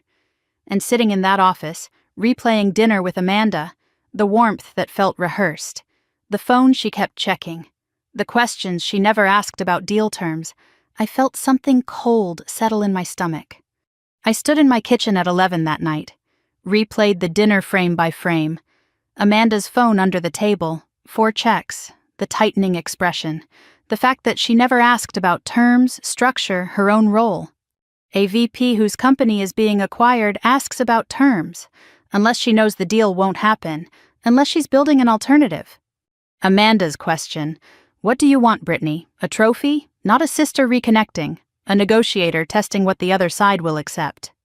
Amanda's touch on the wrist, just think about it. A stall, keep Brittany from acting, buy time. Amanda came to that dinner not to reconcile. She came to distract, to hold me in place while someone somewhere was sending our deal strategy to the one company that could use it against us. I didn't have proof. Leah would have the device match by Thursday. But I didn't need proof to know. I could feel it the way I'd felt every dismissal in that house. The sick, familiar certainty that someone in my family was working against me. Again. I picked up my phone, started to dial Greg's number, stopped. I didn't call my father, because I didn't know which conversation to have first, the one about the code he stole or the one about the daughter who might be selling us both out. Someone was sabotaging us. Someone inside my father's company was feeding confidential information to our biggest competitor. Everything Meridian needed to build a counteroffer that would blow ours out of the water. The board was questioning my judgment. The stolen code was a loaded gun I hadn't decided whether to fire, and now this. I thought about Amanda, the wine she ordered, the phone she kept checking, the questions she didn't ask, the hand on my wrist. Just think about it, please. And I had a sinking feeling I already knew who was trying to kill this deal. Thursday couldn't come fast enough. Thursday morning, 7:15. Leah had been at her desk since 6. I walked in on 3 hours of sleep. She didn't ask. She could see it. She turned her screen toward me, metadata analysis, device signatures. The encrypted communications to Meridian Tech matched against Walker Systems' registered corporate devices. The VPN masked the IP, but the device fingerprint is unique. Every Apple device has one. The encrypted communications were sent from an iPad Pro registered to Walker Systems' corporate account. She paused. The device is assigned to Amanda Walker Ross. I didn't flinch. That was the worst part. I had known since Wednesday night, since the kitchen, since I counted the phone checks and the questions Amanda didn't ask at dinner. But knowing in your gut and seeing it on a screen are different things. The gut can be wrong. The gut can be paranoid, bitter, unfair. The screen doesn't lie. My sister had sat across from me at a restaurant, touched my wrist, said the word family, and then gone home and sent our deal strategy to Meridian Tech. Leah continued. The communications didn't go directly to Meridian. There was a relay, a second device that forwarded the encrypted packages. Victor Hale. His home laptop. He cleaned the metadata and forwarded everything to Meridian's VP of Corporate Development, the same exec who led the acquisition of 2 of Walker's former clients. Amanda and Victor had built a pipeline. She collected the intelligence from inside, meeting details, pricing strategy, timeline. He delivered it to the one company positioned to make a competing offer. If Meridian makes that offer, Leah said, Walker Systems takes it. Amanda keeps her title under new ownership, Victor negotiates a board seat or consulting fee, and Novatech is cut out entirely. It was clean. I'll give my sister that. A well-designed operation, the kind of plan that works when nobody is watching. The problem was, somebody was watching, and that somebody had spent 6 years building a company by being smarter than the people who underestimated her. Does Greg know? I don't think so. The communications bypassed his email entirely. He doesn't know his own daughter is sabotaging his last chance. Silence. Get Amanda here, tonight. Here? Novatech? My office, 8 p.m. Tell her I want to discuss partnership terms. She'll come. Leah studied me. Are you sure about this? No, but I'm doing it anyway. Thursday night, my corner office. City glittering through the windows. Desk lamp on, overhead lights off. The building was empty. No HVAC hum. The quiet was heavy. On my desk, a manila folder. Inside, the printed evidence, device match, relay logs, Meridian recipients' email headers. I had arranged it like a prosecutor's exhibit. Not to humiliate, to be undeniable. The elevator dinged at 8:04, 4 minutes late. Consistent. Amanda walked in wearing the same confident mask from the dinner, but her eyes were sharper. She sensed this wasn't a partnership discussion. You wanted to talk terms? Sit down. She sat. Her eyes flicked to the folder on the desk, then away. The micro-reaction of someone who knows bad news comes in folders. I opened the folder, slid the first page across the desk, said nothing. Amanda looked at it. Device match report, her name, her iPad, the Meridian connection. I slid the second page. Victor Hale's relay logs, timestamps, IP addresses, Meridian's VP of Corporate Development as the recipient. Third page, a summary of what was transmitted. Novatech's proposed valuation range, due diligence timeline, meeting notes, strategic priorities. I didn't speak during any of this. I let the paper talk, page by page, evidence by evidence. The way my father should have let my code talk years ago instead of dismissing it. Amanda's face went through a rapid series of expressions, shock, calculation, anger, and finally a settling. The expression of someone who has been caught and knows it. This doesn't prove anything. Someone could have used my device. The iPad was used from 3 locations. Your apartment in Austin, the Hilton on Union Square, where you stayed during our meeting last week, and Zuni Cafe. Zuni Cafe, Tuesday night dinner. Her mouth closed. You were texting Victor during our dinner, not your husband, Victor Hale, who was forwarding our strategy to Meridian in real time. Silence, 30 seconds, an eternity in a quiet room. Amanda's denial died. The mask didn't crack. It fell. Not gradually, all at once. Like a wall that had been holding back water for years. She put her face in her hands. Her shoulders shook. I thought she was going to cry. She did, but only for 10 seconds. Then the tears ignited into something else. Her head came up, face wet but eyes burning. When she spoke, her voice was raw. Not the polished Amanda. not the dinner Amanda. This was the woman underneath all of those performances. And she was furious. You think you know what this was like? You think I did this because I'm jealous, because I'm petty? I think you... No, you're going to listen. For once in your life, you're going to sit there and listen to me. She stood. Her chair scraped back. She was trembling, not with weakness, with pressure finally finding a way out. He put everything on me. Everything. The day you left, the day you packed a bag and disappeared, he walked into my room the next morning and said, "It's just us now. You're all I've got." I was 24 years old. And from that moment on, every single thing that happened at Walker Systems was mine to carry. Every quarter that missed projections, every client that left, every board meeting where Victor looked at me like I was a placeholder. Every time the numbers fell short, he didn't yell. He did something worse. He'd go quiet. He'd look at me with this disappointment, like I was proving that he'd bet on the wrong daughter. You gotta be free. You gotta disappear and build your own thing from scratch. You gotta fail in private. You gotta grow without anyone watching. I didn't get any of that. I was on stage every single day performing the role he wrote for me, knowing I wasn't good enough for it. Knowing that the real version of what Walker Systems needed was somewhere in California, building it better, building it bigger, building it without us. Her voice cracked, the fury faltered. What was underneath was worse. It was grief. I knew. She was quieter now, almost to herself. I always knew you were the smart one.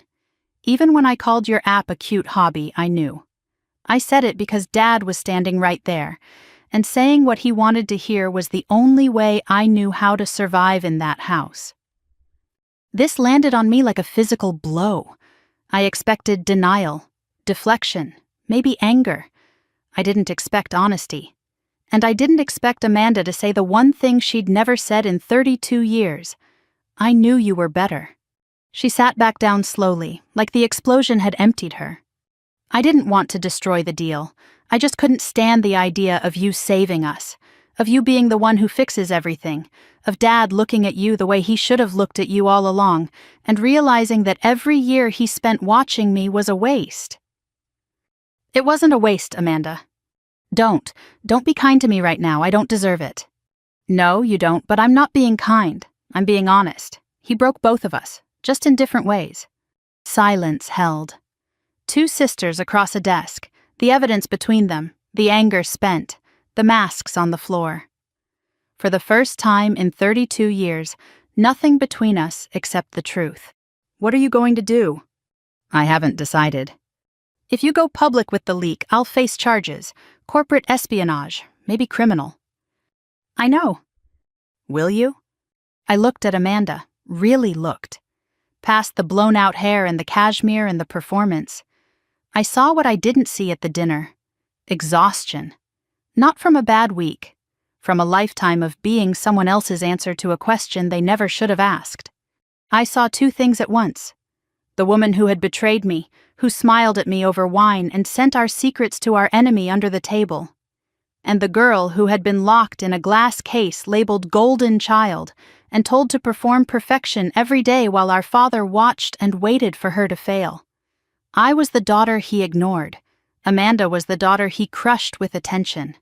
We were both his casualties. He just used different weapons. I'm not trying to be right, Amanda. I'm trying to save 73 people. Long pause. I know. That's what makes it worse. Amanda left. I sat alone. The manila folder was still open on the desk. The evidence pages spread like an autopsy. I picked up my phone, held it for a full minute before dialing. 3 rings, Greg answered. His voice was tired. The voice of a man who hadn't slept well in a week. Brittany? I know about Amanda. I know she's been communicating with Meridian Tech. I know Victor Hale is the intermediary. I know they've been feeding our deal strategy to your biggest competitor since the day after our meeting. Long exhale. Amanda, are you sure? I have the device logs, the relay chain, and the recipient at Meridian. Yes, I'm sure. Silence. I could hear him breathing, shallow, unsteady. And I know about the code, Dad. The word Dad came out before I planned it. I hadn't called him that since the conference room. It caught both of us. Synccore, BW_thesis_modified. My capstone project, my architecture, my code, the work you told me I wasn't capable of, running your company for 5 years. Silence, I counted. 1 Mississippi, 2 Mississippi, 3. I got to 11 before he spoke. I'm losing everything, both daughters, the company, everything. You didn't lose us, Dad. You pushed us away. There's a difference. Brittany, please, whatever you decide about the partnership, about the code, about Amanda, I'll accept it. I don't have the right to ask for anything. No, you don't. I hung up, put the phone face down on the desk, sat with my hands flat on the surface. I'm losing everything. He said it like a man who had just realized the house was on fire. But the house had been burning for years. He just hadn't been standing close enough to feel the heat. Friday morning. Dawn. I hadn't gone home. Second time this month. Coffee cups lined up on the credenza, the city waking up outside the windows. Leah arrived at 6:30, found me at my desk, same clothes as yesterday, eyes red, not from crying, from not sleeping. You've been here all night. Pull the offer. She sat slowly. You're sure? I'm done, Leah. The code is stolen. The VP is sabotaging us. The board is questioning my judgment. The CEO is my father who can't decide if he's sorry or just desperate. There's nothing here to save. There are 73 people. I know, and I can't save them by setting myself on fire. She nodded, didn't argue. She'd watched me carry this for 2 weeks. She knew when the weight exceeded the capacity. I'll draft the withdrawal letter. Thank you. She left. I turned to the window. The fog was burning off, the bridge appearing piece by piece through the white. I told myself it was the right decision, the smart decision, the decision any CEO would make when the deal is compromised. The target is sabotaged from within, and the personal entanglements are catastrophic. I told myself I had done enough. But sitting in that chair, watching the fog lift, I felt something I hadn't expected. Not relief, not closure, not even anger. I felt like I was running away again. I went home Friday evening. My apartment in Pacific Heights, where nothing reminded me of Austin, nothing reminded me of Maple Drive, nothing reminded me of a father who couldn't see me or a sister who couldn't stop performing. I ate half a bowl of soup. I sat on the couch. I turned on the television and watched nothing. I let the noise fill the apartment the way silence used to fill the house I grew up in. At 10:37 that night, someone knocked on my door. Not Leah. She would text first. Not Amanda. She wouldn't dare. Not Greg. He didn't have my address. I opened the door. And standing in the hallway, holding a shoebox in both hands, with red eyes and bare feet in the corridor, the same bare feet she'd stood on at the bottom of the stairs in Austin 6 years ago, was my mother. She said, I should have come sooner. Can I come in? There are moments that split time into before and after. The laptop in the living room, the graduation chair, the parking garage, the conference room reveal. This was the last one. My mother stood in the hallway holding a shoebox in both hands, bare feet on the corridor carpet, hair gray now, cardigan over a blouse, no jacket. She had left Austin in a hurry. The shoebox was old, faded, one corner crushed. She held it the way you hold something that matters more than anything else you own. Red eyes, but she wasn't crying. She was past crying. I should have come sooner. Can I come in? I stepped aside. Her feet were cold on the hardwood. I saw the goosebumps on her ankles. A detail so small it shouldn't matter. It broke something in me anyway. She looked around the apartment. White walls, clean surfaces, no photographs. It's beautiful. It's empty. I know. We sat. She set the shoebox on the coffee table, folded her hands in her lap. The posture of a woman who learned to take up as little space as possible. How did you find my address? Rachel.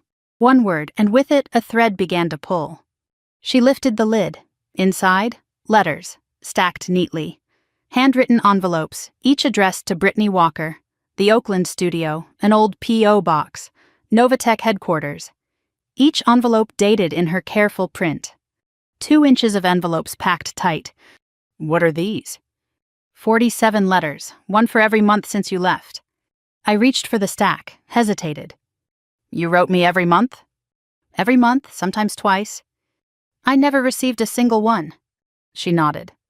I know, your father intercepted them. The room shifted. Something in the air changed. The first 3 I mailed to your Oakland address. They came back. Returned to sender. I didn't write that. He did. After that, I tried a P.O. box. He found those, too. He was checking the mail every morning before I woke up. Then I tried mailing from a different zip code. He found the receipts in my purse. Her voice didn't shake. The measured calm of a woman who learned to deliver devastating information without triggering the person she was married to. He didn't scream. He just said, "She left. Let her go." And he took the letters. Every single one. For 6 years. Where were they? His desk, bottom drawer, locked. I found them 3 weeks ago. 47 letters. 6 years. Every month, my mother sat down at the kitchen table in Austin and wrote to a daughter who never wrote back. Not because I didn't want to. Because her husband was standing at the mailbox every morning, erasing her from my life one envelope at a time. I opened the first letter, June 16th, 2019, the day after I left. My darling Brittany, you left last night. I stood at the bottom of the stairs and watched you go. I wanted to stop you, but you needed to leave, and I needed to let you. I'm so proud of you. I have always been proud of you, even when I was quiet, especially when I was quiet. That last line, the callback across 7 chapters, it landed like a bell tolling. She had written it the morning after I left, before Novatech, before any of it. She had known I was special when I was just a girl with a suitcase and a broken heart.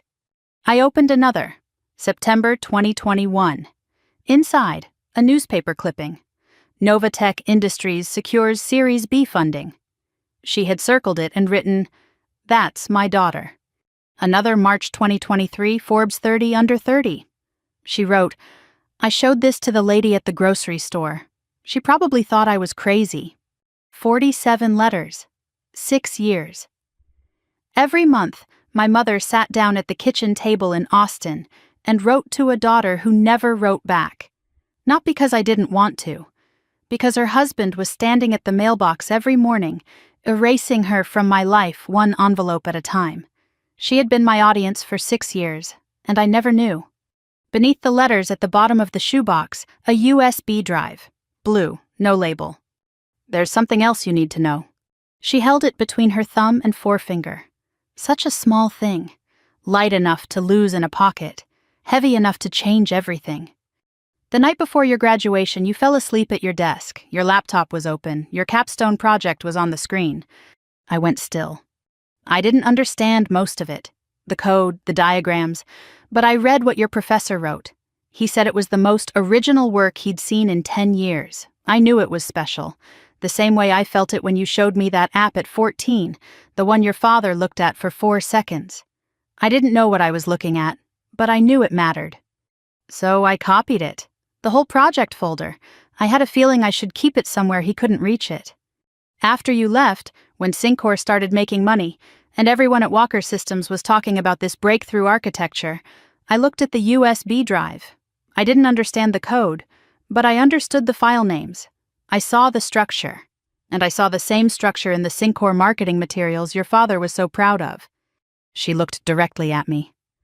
"I've known for 4 years, baby. I knew he took your work. I kept the evidence." "Why didn't you tell me?" "Because the letters weren't reaching you. Because every time I tried to reach you, he blocked me. And because I was afraid that if I told you before you were ready, it would destroy you. You were building something. I couldn't let his theft be the thing that stopped you." My mother, the woman who gripped a chair and said nothing at Thanksgiving, who whispered in kitchens and stood barefoot at the bottom of stairs. She had been holding a bomb for 4 years. She had sat across the dinner table from my father, watched him take credit for stolen code, and said nothing. Not because she was weak, because she was waiting. Waiting for the right moment. Waiting for me to be strong enough to hear it. I had one more question. The one I'd been holding since Oakland, since I opened an envelope and found $400 and a business card for a woman I'd never heard of. The envelope, the $400, Rachel Simmons. How did you know an angel investor in Palo Alto? She smiled. The first time all night, the smile of someone finally allowed to set a secret down. Rachel and I were roommates at UT Austin, freshman year, 1983. We stayed close after college. Birthday calls, Christmas cards, the kind of friendship that survives distance. The week before you graduated, I called her. I hadn't called in 2 years. I said, "My daughter is brilliant. She's going to need help, and her father won't give it to her. If she ever calls you, please, take the meeting." You called her before I left? I could see what was coming. The graduation, the data entry comment. I knew you were going to leave, and I knew you wouldn't have anyone. So I put Rachel's card in the envelope, and I prayed you'd find it. When I called Rachel, she said, "I've been waiting for someone like you." She wrote me a check that day. She knew who you were from the moment you called. I told her everything. Your coding, your projects, your capstone. She wasn't waiting for someone like you. She was waiting for you. The condition: don't use your last name. Rachel's idea: to protect you from being dismissed as Greg Walker's daughter, from the name being a ceiling instead of a floor. Novatech, $4.5 billion, 312 employees, Forbes 30 under 30, the company I called self-made. And it started with a phone call from a mother in Austin to a college roommate in Palo Alto, made from a kitchen phone while my father was at work, a week before my world fell apart. I was never self-made, I was mother-made, and she never told me. She never took credit. She never said, "I'm the reason Rachel answered your call." She just let me believe it was mine. I set the USB drive on the table, next to the 47 letters, next to the Forbes clipping with "That's my daughter," next to the first letter with "especially" when I was quiet. And then I cried. Not gracefully. Not a single dignified tear rolling down a composed face. I cried the way people cry when they've been holding a wall upright for 6 years and someone finally says, "You can put it down." I sat on my couch in my empty apartment and I cried so hard my ribs hurt. I cried for the 14-year-old holding a laptop. I cried for the girl who put the Berkeley letter back in her pocket. I cried for the woman in the parking garage who broke for 10 minutes and never let herself break again. I cried for the 6 years I thought I was alone, and I cried because I wasn't. I was never alone. My mother had been there every single day, in letters I never read, in phone calls I never knew about, in a business card tucked into an envelope, in a USB drive hidden in a shoebox. She had been fighting for me from the shadows, and the only thing she asked in return was to be let through the door. She didn't hug me immediately. She waited. She let me cry. She had spent 30 years in a house where showing emotion was treated as weakness, and she knew the difference between comforting someone and interrupting their healing. When the crying slowed, she put her hand on my back. One hand, palm flat, between the shoulder blades. The gesture of a mother who has held this particular daughter in this particular way since she was small enough to carry. I couldn't protect you from him, but I could do this. You did enough, Mom. You did more than enough. I should have done more. I should have left him years ago.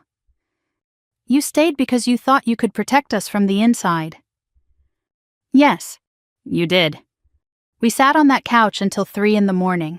She fell asleep with her head on a pillow I brought from the bedroom. I covered her with the blanket from the closet, the fleece one I'd bought at Target during my first Oakland winter. I sat in the chair across from her and watched her sleep the way she must have watched me sleep 1,000 times. And I thought about 73 people in Austin who were about to lose their jobs. I thought about Amanda, not the saboteur but the girl who said "cute hobby" because her father was listening. I thought about Greg, not the thief but the man who said "I looked for you" in a doorway. A man who blocked his wife's letters with one hand and claimed to search for his daughter with the other.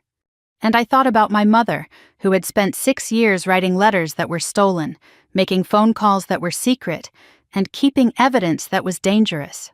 All so that her daughter would have a chance. I picked up my phone. It was 3:12 a.m. I called Leah. She answered on the second ring. Because Leah always answers. Don't send the withdrawal letter. Pause. Okay.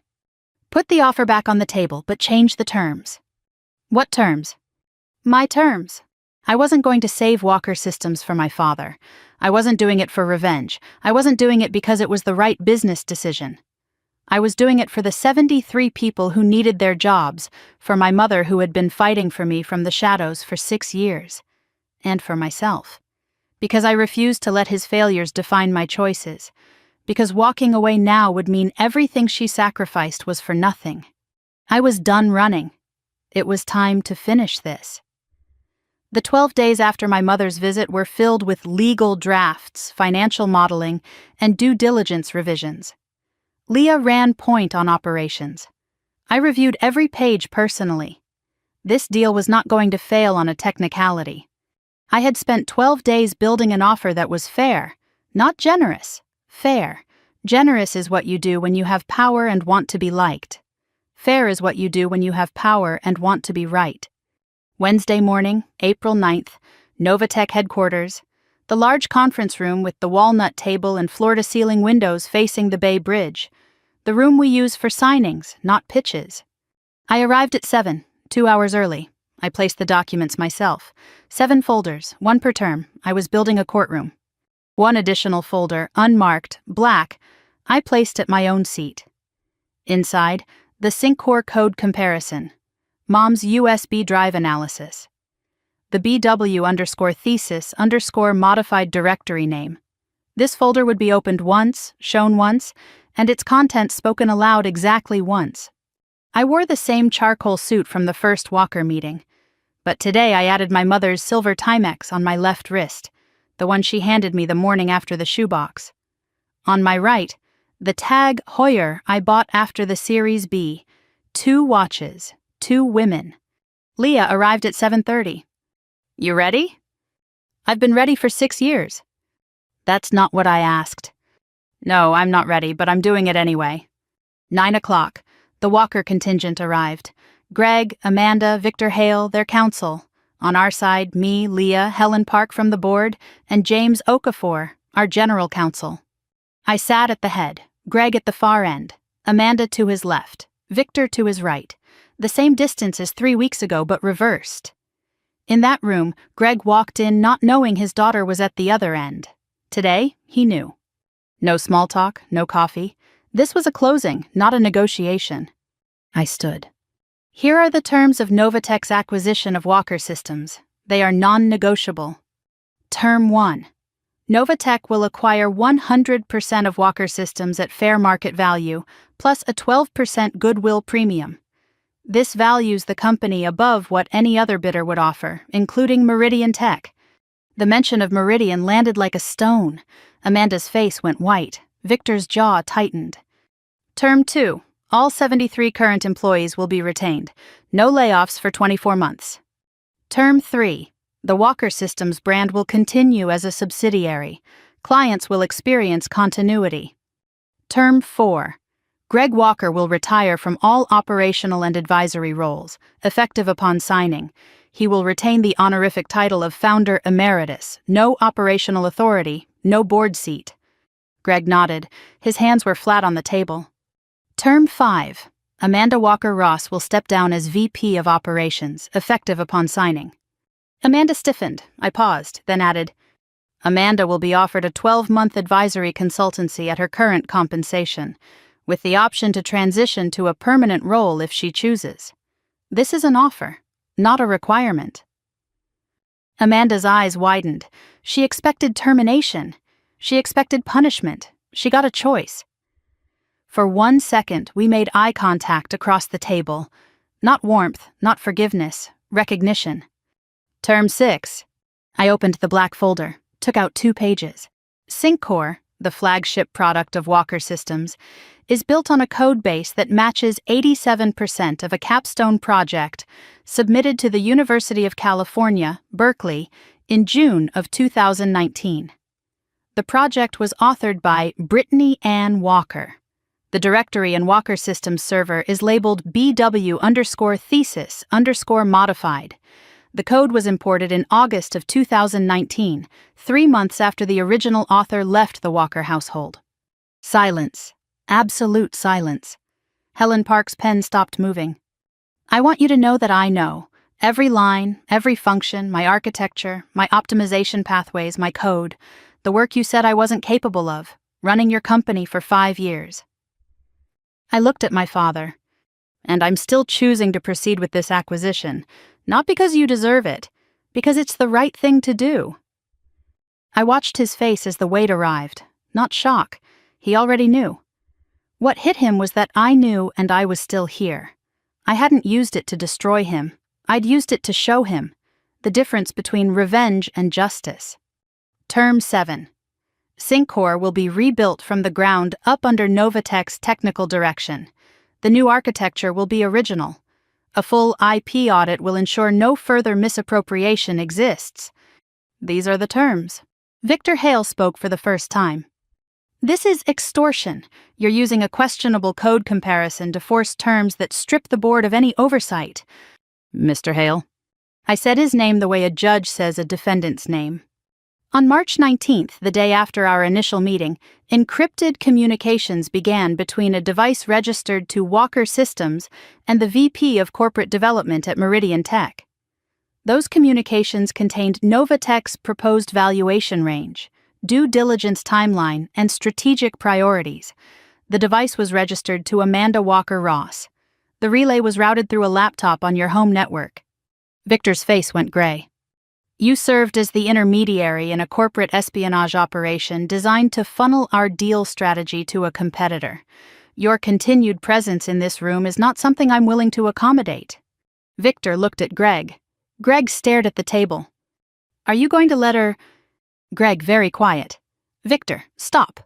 Victor stood, gathered his folder, walked to the door, stopped, turned, saw Leah holding a second folder with the full communication logs. He closed his mouth and left. Victor Hale was the only person who left that room without being offered a second chance, because he was the only person who had never been a victim. He was an opportunist, and opportunists don't get grace. They get consequences. The room resettled. Amanda hadn't spoken since term 5. She looked at Greg. Greg looked at her. Take the deal, Dad. 4 words. The most important 4 words Amanda had ever spoken. 3 weeks ago, she would rather have watched the company burn than let me save it. Now she was telling our father to let me do exactly that. Greg looked at Amanda for a long time. He was seeing both daughters in the same frame for the first time. The one he dismissed and the one he crushed. Both wounded, both present, both asking him to do the only thing he had left to do. He picked up the pen, signed. He signed his name the way he used to sign my report cards, quickly, without looking at the page. But this time, I think he knew exactly what he was signing. The company he built on code he stole, to the daughter he stole it from, on terms set by a woman he once said wasn't good enough for tech. The pen touched the page for 3 seconds. And in those 3 seconds, 30 years of Walker family history was rewritten. The room emptied. Amanda left first. She looked at me as she passed but didn't speak. I nodded. Later. Not now. Helen Park shook my hand. Leah collected the folders. Greg remained seated at the far end of the table. He hadn't moved. I asked Leah to give us the room. She hesitated. She knew what this conversation would cost me. She nodded and left. Father, daughter, the Bay Bridge through the windows. I need to tell you something, not because you asked, because I should have told you years ago. I waited. I used your code. I knew what I was doing. After you left, I found your capstone project on the old ThinkPad in your room. I showed it to our lead developer. He said it was years ahead of anything Walker Systems had. I told him to use it. I told myself it was just a student project, that you'd never know, that it was just sitting there, unused. But I knew whose work it was. And I knew the girl who wrote it was somewhere in California, eating ramen, trying to build something from nothing while I was building my company on her work. He stopped, looked at his hands. I don't know when it started, the lying to myself. Maybe it was the moment you showed me that app at 14, and I felt something I didn't expect. I felt afraid, because my daughter was smarter than me, and instead of being proud, I was threatened. He said the word threatened. I had waited 14 years to hear my father say one honest thing about why he treated me the way he did. And there it was. Not cruelty, not indifference, fear. I don't deserve your help. No, you don't. But the people who work for you do. They didn't steal anyone's code. They didn't intercept anyone's letters. They didn't tell their daughter she wasn't good enough. 73 people. That's who I did this for. And your mother? Yes, and Mom? His voice broke. Your mother never stopped believing in you. I know, she showed me. He heard the emphasis on showed. She wrote me 47 letters, one every month. You intercepted them all. His head dropped. You told her to let me go, and then you told me you looked for me. Both things are true. Both things can't be true, Dad. They can. I wanted you to stay gone, and I wanted to know you were okay. I wanted control, and I wanted relief from the guilt. I was two things at once, selfish and sorry. That's the truth, that's all of it. It was the most honest thing my father had ever said. Not an excuse, an admission. He was selfish and sorry.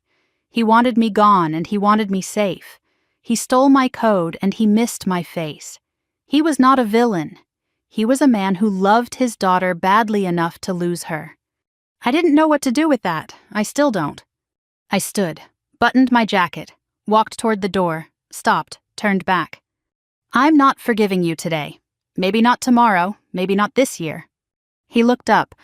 But I'm leaving the door open. That's more than you gave me. Thank you. Don't thank me, earn it. I walked out. The door closed with a soft click, not a slam. I don't close doors with violence. I close them with precision. Earn it, 2 words. The hardest sentence I'd ever said. Because it meant I was giving him something I wasn't sure he deserved. Time. The chance to prove that the confession in that room was real. I didn't believe he could. Not yet. But I believed he should have the chance to try. Because that's what my mother would do. The deal closed 31 days later. Quietly, professionally.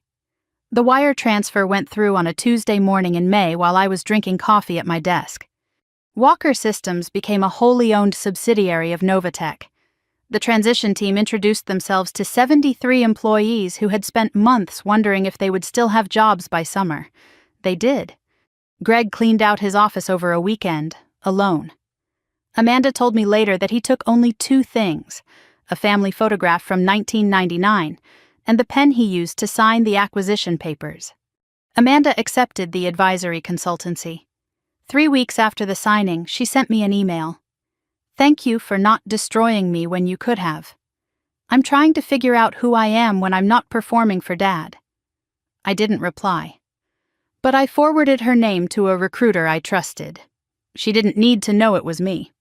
Victor Hale disappeared from the industry within 6 months. He wasn't worth the paperwork. My mother moved into an apartment 3 miles from Maple Drive, her first solo apartment in 32 years. We talked on the phone every Sunday. She never told me what to feel about my father, she just listened. I sat in my office on the 42nd floor, looking out at the San Francisco skyline, and I realized something I hadn't expected. Winning didn't feel the way I thought it would. It didn't feel like triumph. It didn't feel like revenge. It felt quiet. The same kind of quiet that filled the house at 14 Maple Drive when nobody was fighting and nobody was talking. Except this time the quiet wasn't empty. It was full. Full of 73 jobs saved, full of 47 letters read, full of a USB drive in my desk drawer, and a silver watch on my wrist and a phone call every Sunday. The quiet was full, and for the first time in my life, so was I. But I wasn't finished yet. 6 months later, Walker Systems still existed. Not as it was, nothing stays as it was, but as something better. The transition team had spent the summer rebuilding the infrastructure and doing what Novatech does best, making things work. The 73 employees who had been waiting for the sky to fall found out it wasn't falling.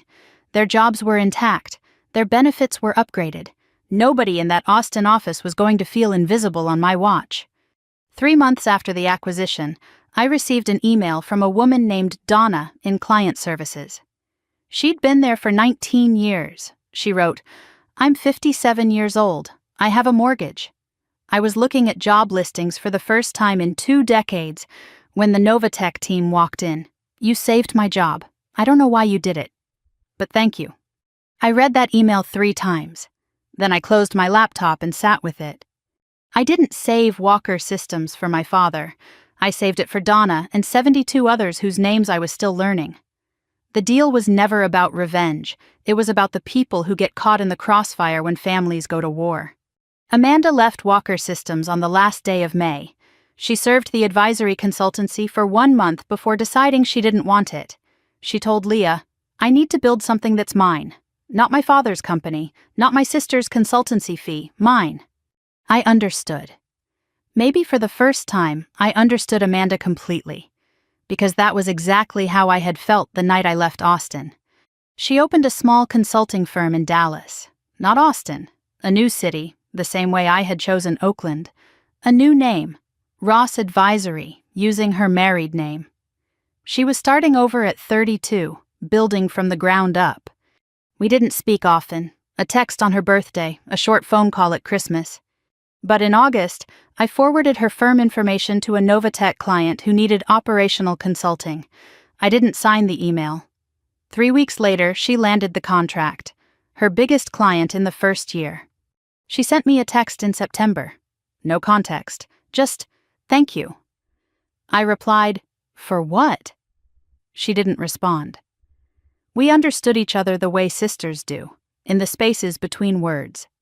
I don't know if Amanda and I will ever be close, but we stopped being enemies. And for 2 daughters of Greg Walker, that was a kind of miracle. Greg retired. He moved into a smaller house north of downtown Austin, not 14 Maple Drive. He sold that house in July. We ate dinner once a month. I flew to Austin, or he flew to San Francisco. The dinners were difficult, not hostile, not warm. Difficult the way anything is difficult when 2 people are trying to build a bridge across a canyon they both helped dig. Sometimes he asked genuine questions about Novatech. He listened the way he should have listened when I was 14. Sometimes we sat in silence. The silence wasn't comfortable, but it was honest. The last time I visited his Austin house, I saw something on his kitchen table, a framed photograph. The 4 of us, Greg, Diane, Amanda, Brittany. 1999. I'm 5 years old in the photo. Mom is wearing a yellow dress. Dad is smiling, the kind of real smile I can barely remember seeing in person. He noticed me looking at it. "That's the last photo where everyone is happy. That's a lot of weight to put on one picture." "It's the only weight I have left." I looked at the 5-year-old version of me, completely unaware that the man behind her would spend the next 23 years failing her. I felt compassion, not for my father, for her. Next to the photograph was the pen, the one he used to sign the acquisition papers. He had kept it the way I had kept the letters. Greg Walker was not a good father. I don't say that with anger anymore. He was afraid of his daughter's talent, and he let that fear poison 30 years. But he was trying, slowly, clumsily. He said, "I'm proud of you" once, over dinner in August, and it came out so awkwardly that we both pretended it hadn't happened. I wasn't ready to call that progress, but I wasn't ready to call it nothing either. My mother flew to San Francisco for the first time last Sunday. I picked her up Saturday evening. We had dinner at a small Italian restaurant. Light things, saving the heavy thing for Sunday. Sunday morning I drove her to the Novatech building. The lobby was empty. I had arranged that. No employees, no meetings, just the 2 of us. The elevator opened. My mother stepped into the lobby. Marble floors, the logo on the wall, Sunday light streaming through the windows. She stopped, looked up at the logo, stood still for a long time. The way she looked at my capstone project the night before graduation, the way she looked at the Forbes article she pasted into letter number 31, the way she had been looking at everything I built for 6 years, from a distance, through newspaper clippings and web pages. But now she was here. Inside the building, not looking through a screen or a window, here. I gave her the tour. We walked through the empty floors. She touched surfaces the way she touches things that matter to her, lightly, with her fingertips, as if memorizing them by feel. We reached the 42nd floor, my office. She walked in, looked at the desk, the view, the Bay Bridge, the framed photo on the credenza. It wasn't the family photo from 1999. It was a photo of her, taken at the airport Saturday evening. Diane walking through the arrivals gate with a smile I had never seen before, the smile of a woman visiting a world her daughter built. She saw the photo, she looked at me. She pulled me into a hug, the kind that holds years of distance in its arms and refuses to let go. In my office, on the 42nd floor, in the building I built with code she protected and a phone call she made. My mother held me, and I let her.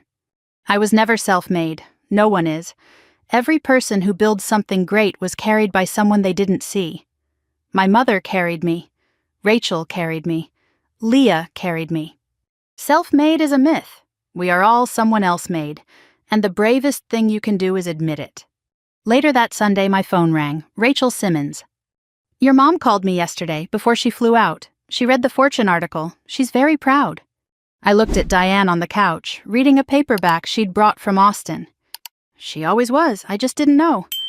You know now, that's what matters. The circle closed. A phone call from a kitchen in 2019, a business card in an envelope, a seed check, a company, a shoebox, and now a mother on a couch, a daughter in a chair, and a college roommate on the phone. All connected by a thread that started 30 years before I was born. That's where Novatech began. Not in a garage, in a friendship between two women who stayed in each other's lives long enough for one of them to save the other's daughter. People ask me sometimes what revenge feels like. They expect me to say it feels like victory, like vindication, like the moment in the movie when the music swells and the bad guy finally gets what's coming to him. It doesn't feel like that. Revenge, real revenge, the kind that changes your life instead of just ruining someone else's, feels like building something so solid that the people who doubted you have to walk through the front door and ask for help. It feels like choosing mercy when you could have chosen destruction. It doesn't taste like victory, it tastes like clarity. The moment you realize that the person who hurt you was smaller than you thought, and you were bigger than they said. I learned things this year that I wish I had known sooner. I learned that forgiveness isn't a gift you give to the person who hurt you. It's a door you open for yourself so you can walk through it and leave the hurt in the room behind you. I haven't walked through that door with my father. Not yet. Maybe not ever. But I've unlocked it. I learned that strength isn't silence. My mother was quiet for 30 years, and I used to think that meant she was weak. She wasn't. She was the strongest person in the house. Strength doesn't always roar. Sometimes it whispers. Sometimes it shows up with a shoebox. I learned that sisters can wound each other in ways no one else can, and heal each other in ways no one else can either. And I learned the most important thing of all. I didn't become the person my father believed in. I became the person I believed in, and that was always enough. My father believed in the version of me that was small, quiet, and easy to overlook. A footnote in the Walker family story. I believed in a different version. The girl who coded an app at 14, the woman who pitched investors for 9 months before one said yes, the CEO who sat across from the man who raised her and said, "I know what you did, and I'm choosing to help anyway." That version of me was always there. She was there in the ramen apartment. She was there in the parking garage. She was there in the conference room and on the couch at 3 a.m. with her mother's hand on her back. She was always enough. I just had to stop waiting for someone else to tell me that. I told you this story because I think you needed to hear it. Maybe not the details. The code, the acquisition, the conference room. Those are mine. But the feeling underneath? The feeling of being overlooked by someone who should have seen you? Of being told you weren't enough by someone whose opinion shouldn't have mattered but did? That feeling isn't just mine. I know it isn't. Because every time I tell a story like this, I hear from women who say, "That was me, that was my family, that was my life." So if this story reminded you of someone in your family, someone you used to be, or someone you're still becoming, I want to hear about it. Not because I'm curious, because your story matters. It matters the way my mother's letters mattered, even when no one was reading them. Leave a comment. Tell me one thing, just one, that this story made you think about. A memory, a person, a moment when someone underestimated you and you proved them wrong, or a moment when someone believed in you and you didn't know it until later. And if you're new here, if this is the first story you've heard on this channel, I'd be grateful if you subscribed, not for the numbers, for the reason we do this. Because every week we tell stories about people who were told they were too small, too quiet, too old, too late, too much, or not enough. And every week those people prove that the ones who underestimated them were wrong. You are not too small, you are not too late, you are not too anything. You are enough, you've always been enough. You just need someone to say it out loud. I looked out the window at San Francisco, the bridge, the bay, the fog beginning to roll in from the ocean, the way it does every afternoon, soft and certain, covering the city in something that looks like forgiveness. And on my desk, in the bottom drawer, 47 letters from a mother who never stopped writing. I closed the drawer, I picked up my coffee, I went back to work. There was still so much to build. This story is fictionalized for dramatic effect.